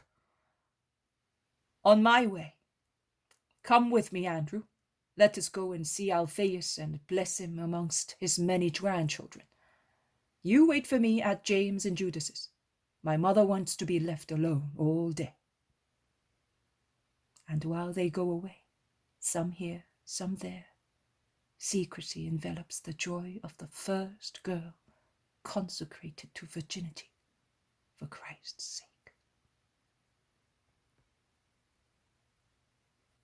The poem of the man God, the second year of the public life. Chapter 157. Instruction to the women disciples at Nazareth. 7th of May, 1945. Jesus is still at Nazareth at home. Rather, he is in the old carpenter's shop. The 12 apostles are with him, as well as Mary. Mary, mother of James and Judas, Salome, Susanna, and somebody new, Martha. A really sorrowful Martha, with clear signs of tears below her eyes. A Martha who is lost and frightened at being alone in the presence of other people, and above all of the Lord's mother. Mary endeavours to familiarize her with the other women and to relieve her of the feeling of uneasiness from which she sees she's suffering. But poor Martha's heart seems to be swelling more and more with her caresses. She flushes and weeps alternately under her veil, which she has pulled very low over her sorrow and discomfort. John comes in with James of Alphaeus. She's not in, my lord. She and her husband are the guests of a friend of hers, so the servant said, says John. She will certainly be sorry, but she will always be able to see you and receive your instructions, concludes James of Alphaeus. All right, the group of women disciples is not here as I expected it. But you can see, Martha, Theophilus' daughter and Lazarus' sister, is present in the place of the absent Johanna. The disciples know who Martha is. So does my mother. You too, Mary, and perhaps also you, Salome, have already heard from your sons who Martha is, not so much as a woman according to the world, but as a creature in the eyes of God. And you, Martha, on the other hand, know who these women are, who consider you as their sister and will love you so much. You are their sister and daughter, and you are in great need of their love. My dear Martha, that you may enjoy the comfort of their kind fondness, which God does not condemn, but has given to man to support him in the weariness of life. And God has brought you here just when I had chosen to lay the foundation. I could say, to give you the canvas on which you will embroider your perfection of disciples. Disciple means to follow the discipline of the Master, of his doctrine. Therefore, in a wide meaning, all those who now and in future centuries will follow my doctrine will be called disciples. And to avoid mentioning many names, saying, the disciples of Jesus according to the teaching of Peter and Andrew, of James or John, of Simon or Philip, of Judas or Bartholomew, or of Thomas and Matthew, they will be called Christians by one word only, which will unite them all under one sign. But in the great mass of the followers of my discipline, I have already selected the first and the second ones, and the same will be done throughout centuries in my memory. As in the temple, and even before, in Moses' days, there was a pontiff, the priests, the Levites, those responsible for various services, offices, and duties, the singers, and so on. So, in my new temple, as large as the earth, which will last as long as the earth, there will be superiors and inferiors, all of them useful and loved by me. And besides, there will be women, the new category, whom Israel has always despised, confining them to the virginal songs in the temple, or to the teaching of the virgins in the temple, but nothing more. Do not discuss whether that was fair or not. In the closed religion of Israel, and in the days of wrath, it was fair. All the shame fell upon women, the origin of sin. In the universal religion of Christ, and in the days of forgiveness, all that is changed. All the grace was assembled in one woman, and she delivered it to the world, that it might be redeemed. Woman is therefore no longer the anger of God, but the help of God. And through the woman, beloved by the Lord, all women can become disciples of the Lord, not only as the mass of followers, but as minor priestesses, assistants to the priests, to whom they can give so much help beside them, and among the believers and non-believers, among those who will be brought to God, not so much by the call of holy words, as by the holy smile of one of my women disciples. You have asked to follow me, as men do, but as far as you are concerned, it is too little for me if you only come, only listen, and only practice. It would be your sanctification, a great thing, but not yet enough for me. I am the Son of the Absolute One, and I want the Absolute for my beloved ones. I want everything, because I have given everything. Further, not only I exist, there is also the world. This terrible thing, the world. It should be tremendous in holiness, a boundless holiness, in number and power, of the multitude of the children of God. Instead, it is tremendous in wickedness. It's full of iniquity, is really unlimited owing to the number of its manifestations and the power of its vices. All sins are in the world, which is no longer a multitude of the children of God, but a multitude of the children of Satan, and above all, the sin bearing the clearest sign of its paternity is most alive: hatred. The world hates. Who hates sees evil even in the most holy things, and wants other people to see evil, even if they do not see it. If you asked the world why I came, it would not say to you, to do good and to redeem, but it would say, to corrupt and usurp.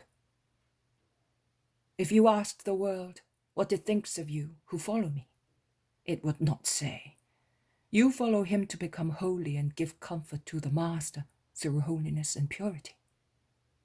But it would say, you follow him because you have been seduced by the man. Such is the world, and I am telling you also that, so that you may consider everything before showing yourselves to the world as the chosen women disciples, the founders of a family of future women disciples, the cooperators of the servants of the Lord. Take your hearts in your hands and say to them, to those sensitive hearts of women, that you and your hearts with you, will be scorned at, calumniated, spit at, trampled on by the world, by contempt, by falsehood, by cruelty of the world. Ask your hearts whether they are capable of receiving all the wounds without shouting out of indignation, cursing those who wound it. Ask them whether they feel they can face the moral martyrdom of slander without going to the extent of hating the slanderers and the cause for which they are calumniated. Ask them whether, sated and covered with the envy of the world, they will always be able to exhale love. Whether poisoned with absinthe, they will be able to squeeze out honey. Whether when suffering all tortures of incomprehension, of scorn, of malicious gossip, they will still be able to smile, pointing to heaven, their goal, to which you wish to lead other people, out of womanly charity, which is motherly charity also in young girls, still motherly, even if bestowed upon old people who could be your ancestors. But spiritual babies, just born and incapable of understanding and conducting themselves in the way. The life, the truth, the wisdom that I have come to bring by giving myself. Way, life, truth, divine wisdom. I will love you just the same if you say to me, I have not the strength, my Lord, to challenge the whole world for you. Yesterday a girl asked me to immolate her before the hour of her wedding strikes, because she feels that she loves me, as God is to be loved. That is, with her whole self, with the absolute perfection of giving herself. And I will do it. I have concealed her, the hour from her, that her soul may not tremble with fear, or her body more than her soul. Her death will be like the end of a flower that closes its corolla in the evening, thinking it will reopen in the following day, but never opens it again, because the kiss of the night has sucked its life. And I will do it according to her desire, by bringing forward her repose of death to a few days before mine, so that this first virgin of mine may not be kept waiting in limbo, and I may find her immediately after my death. Do not weep. I am the Redeemer.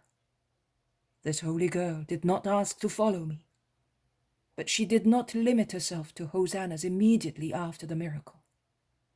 But she worked the miracle as if it were money invested at an interest, and from human gratitude she passed to a supernatural one, from an earthly desire to a heavenly one, showing a maturity of spirit which is superior to almost everybody else's.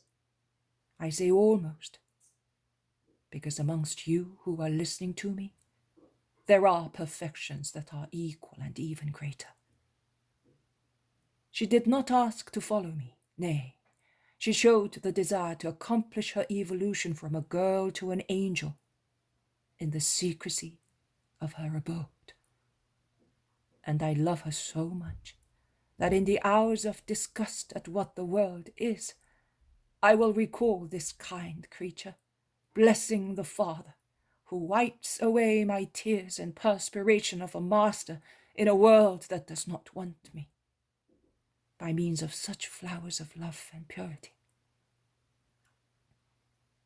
But if you want, if you have the courage to remain the chosen women disciples, behold, I will point out to you the work you have to do to justify your presence and your election near me and near the saints of the Lord. You can do so much amongst your fellow creatures and for the ministers of the Lord. I have already mentioned it to Mary of Alphaeus many months ago. How great is the necessity of a woman near the altar of Christ. The infinite miseries of the world can be cured much more and much better by a woman than by a man, and then taken to a man to be completely cured. Many hearts, particularly of females, will open to you, O women disciples. You must receive them as if they were dear children led astray, who are coming back to their father's house and dare not face their parent. You are the ones who will recomfort the culprit and placate the judge. Many will come to you seeking God. You will welcome them as if they were tired pilgrims, saying, "This is the house of the Lord. He will be here at once." And in the meantime, you will envelop them with your love. A priest of mine will come if I do not.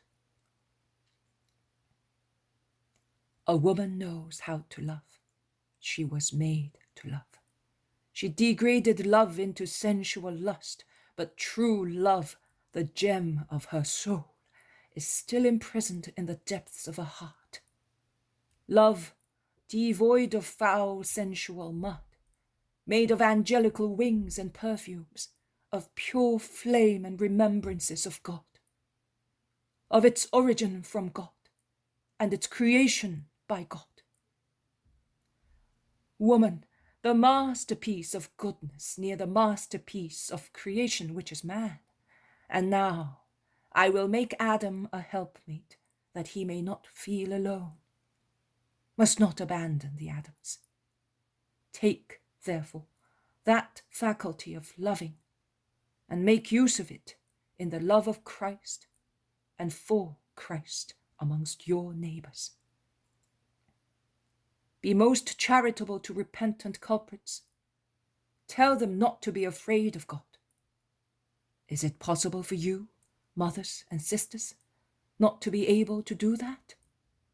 How often your little ones, your young brothers, were ill and needed a doctor, and they were afraid.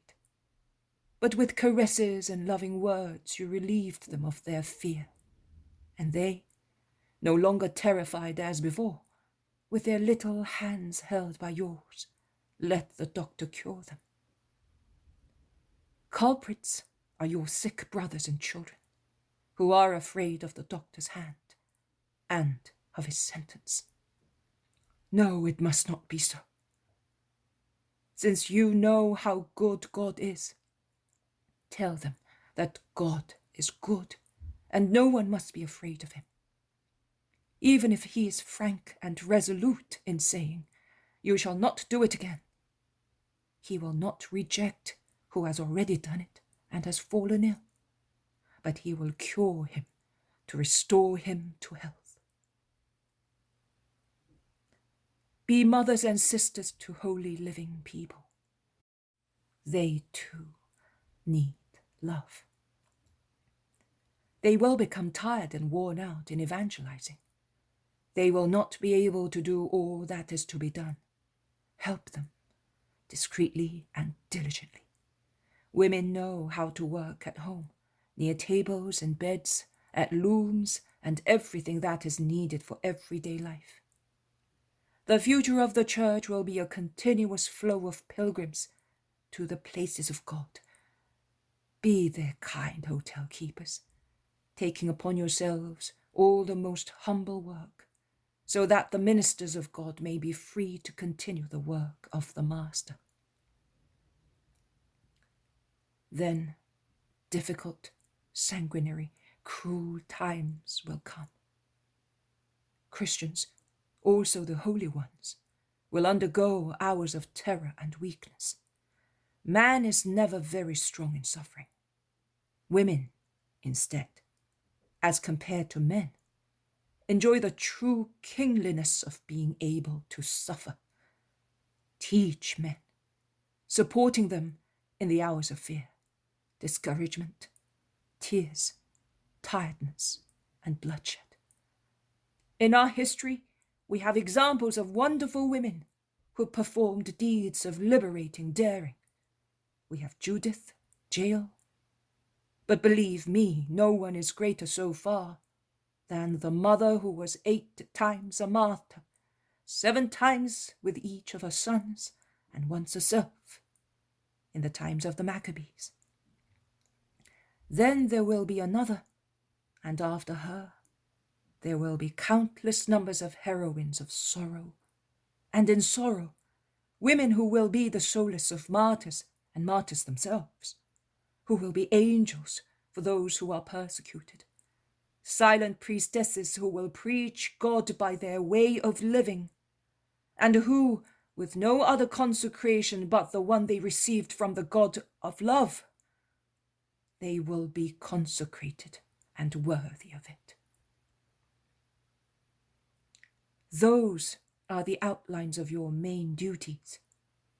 I will not be able to devote much time to you in particular, but you will be formed by listening to me, and you will be formed even more under the perfect guidance of my mother.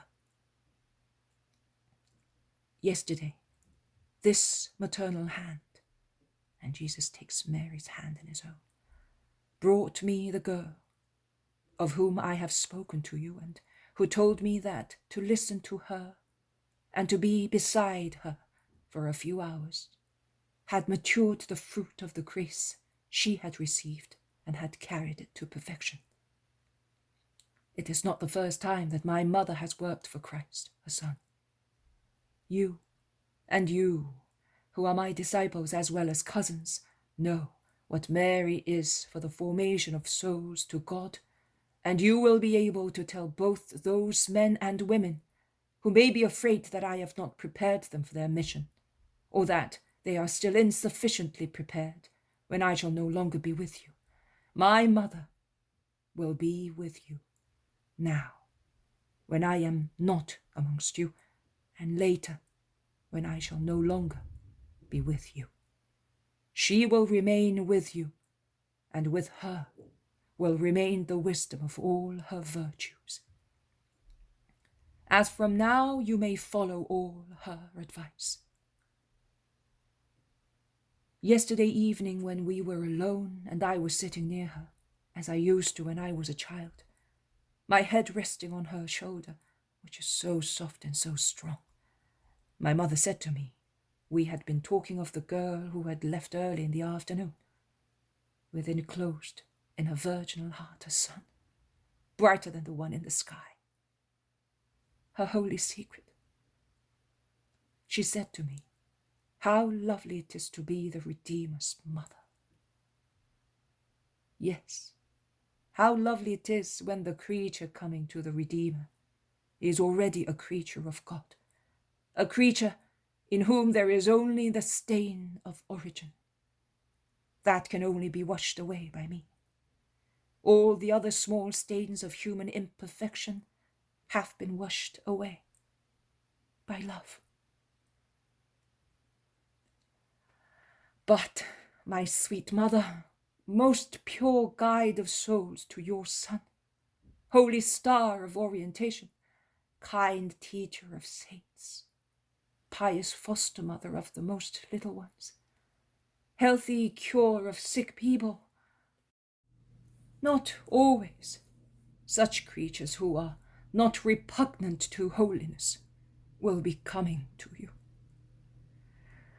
But lepers, horrors, stench, a tangle of snakes and foul things will creep to your feet, O Queen of mankind, and will shout, have mercy, succor us, take us to your Son. And you will have to put this pure hand of yours on their wounds and bend with your eyes of a heavenly dove on hellish deformities. Inhale the stench of sin and not run away. Nay, you will have to press to your heart those who have been mutilated by Satan, those abortions, that filth, and wash them with your tears and bring them to me. And then you will say, how difficult it is to be the Redeemer's mother. But you will do it, because you are the mother I kiss and bless these hands of yours, from which so many creatures will come to me, and each of them will be a glory of mine. But before mine, it will be a glory of yours, Holy Mother. My dear women disciples, follow the example of my teacher, of the teacher of James and Judas, of everyone who wishes to be formed in grace and wisdom.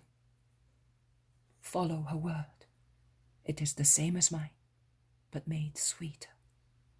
Nothing is to be added to it, because it is the word of the Mother of Wisdom. And you, my friends, endeavor to acquire the humbleness and firmness of women, and demolishing manly pride, do not despise the women disciples, but mitigate your strength. And I could say also to your hardness and your intolerance in contact with the kindness of women. And above all, learn from them how to love, to believe, and to suffer for the Lord. Because I solemnly tell you that they, the weak ones, will become the strongest in faith, in love, in daring, in sacrificing themselves for the Master, whom they love with their whole selves, without asking for anything, without pretending anything, satisfied only with loving, to give me solace and joy. Go now to your homes, or to the houses where you are guests. I will stay with my mother. God be with you. They all go away except Martha. Martha, you stay here. I have already spoken to your servant. Today it is not Bethany that is giving hospitality, but it is Jesus' little house. Come, you will eat beside Mary and sleep in the little room near hers. The spirit of Joseph, our comfort, will comfort you while you are resting, and tomorrow you will go back to Bethany stronger and more sure of yourself, to prepare women disciples also there, while waiting for the one dearest to me and to you. Do not doubt, Martha. I never promised in vain. But it takes time to turn a desert full of vipers into a heavenly thicket. The first work is not noticed. Nothing seems to have taken place. Instead, the seed has already been sown. The seeds, all of them. And then tears will come, to act as rain that opens the seeds. And the good trees will come. Come, weep no more.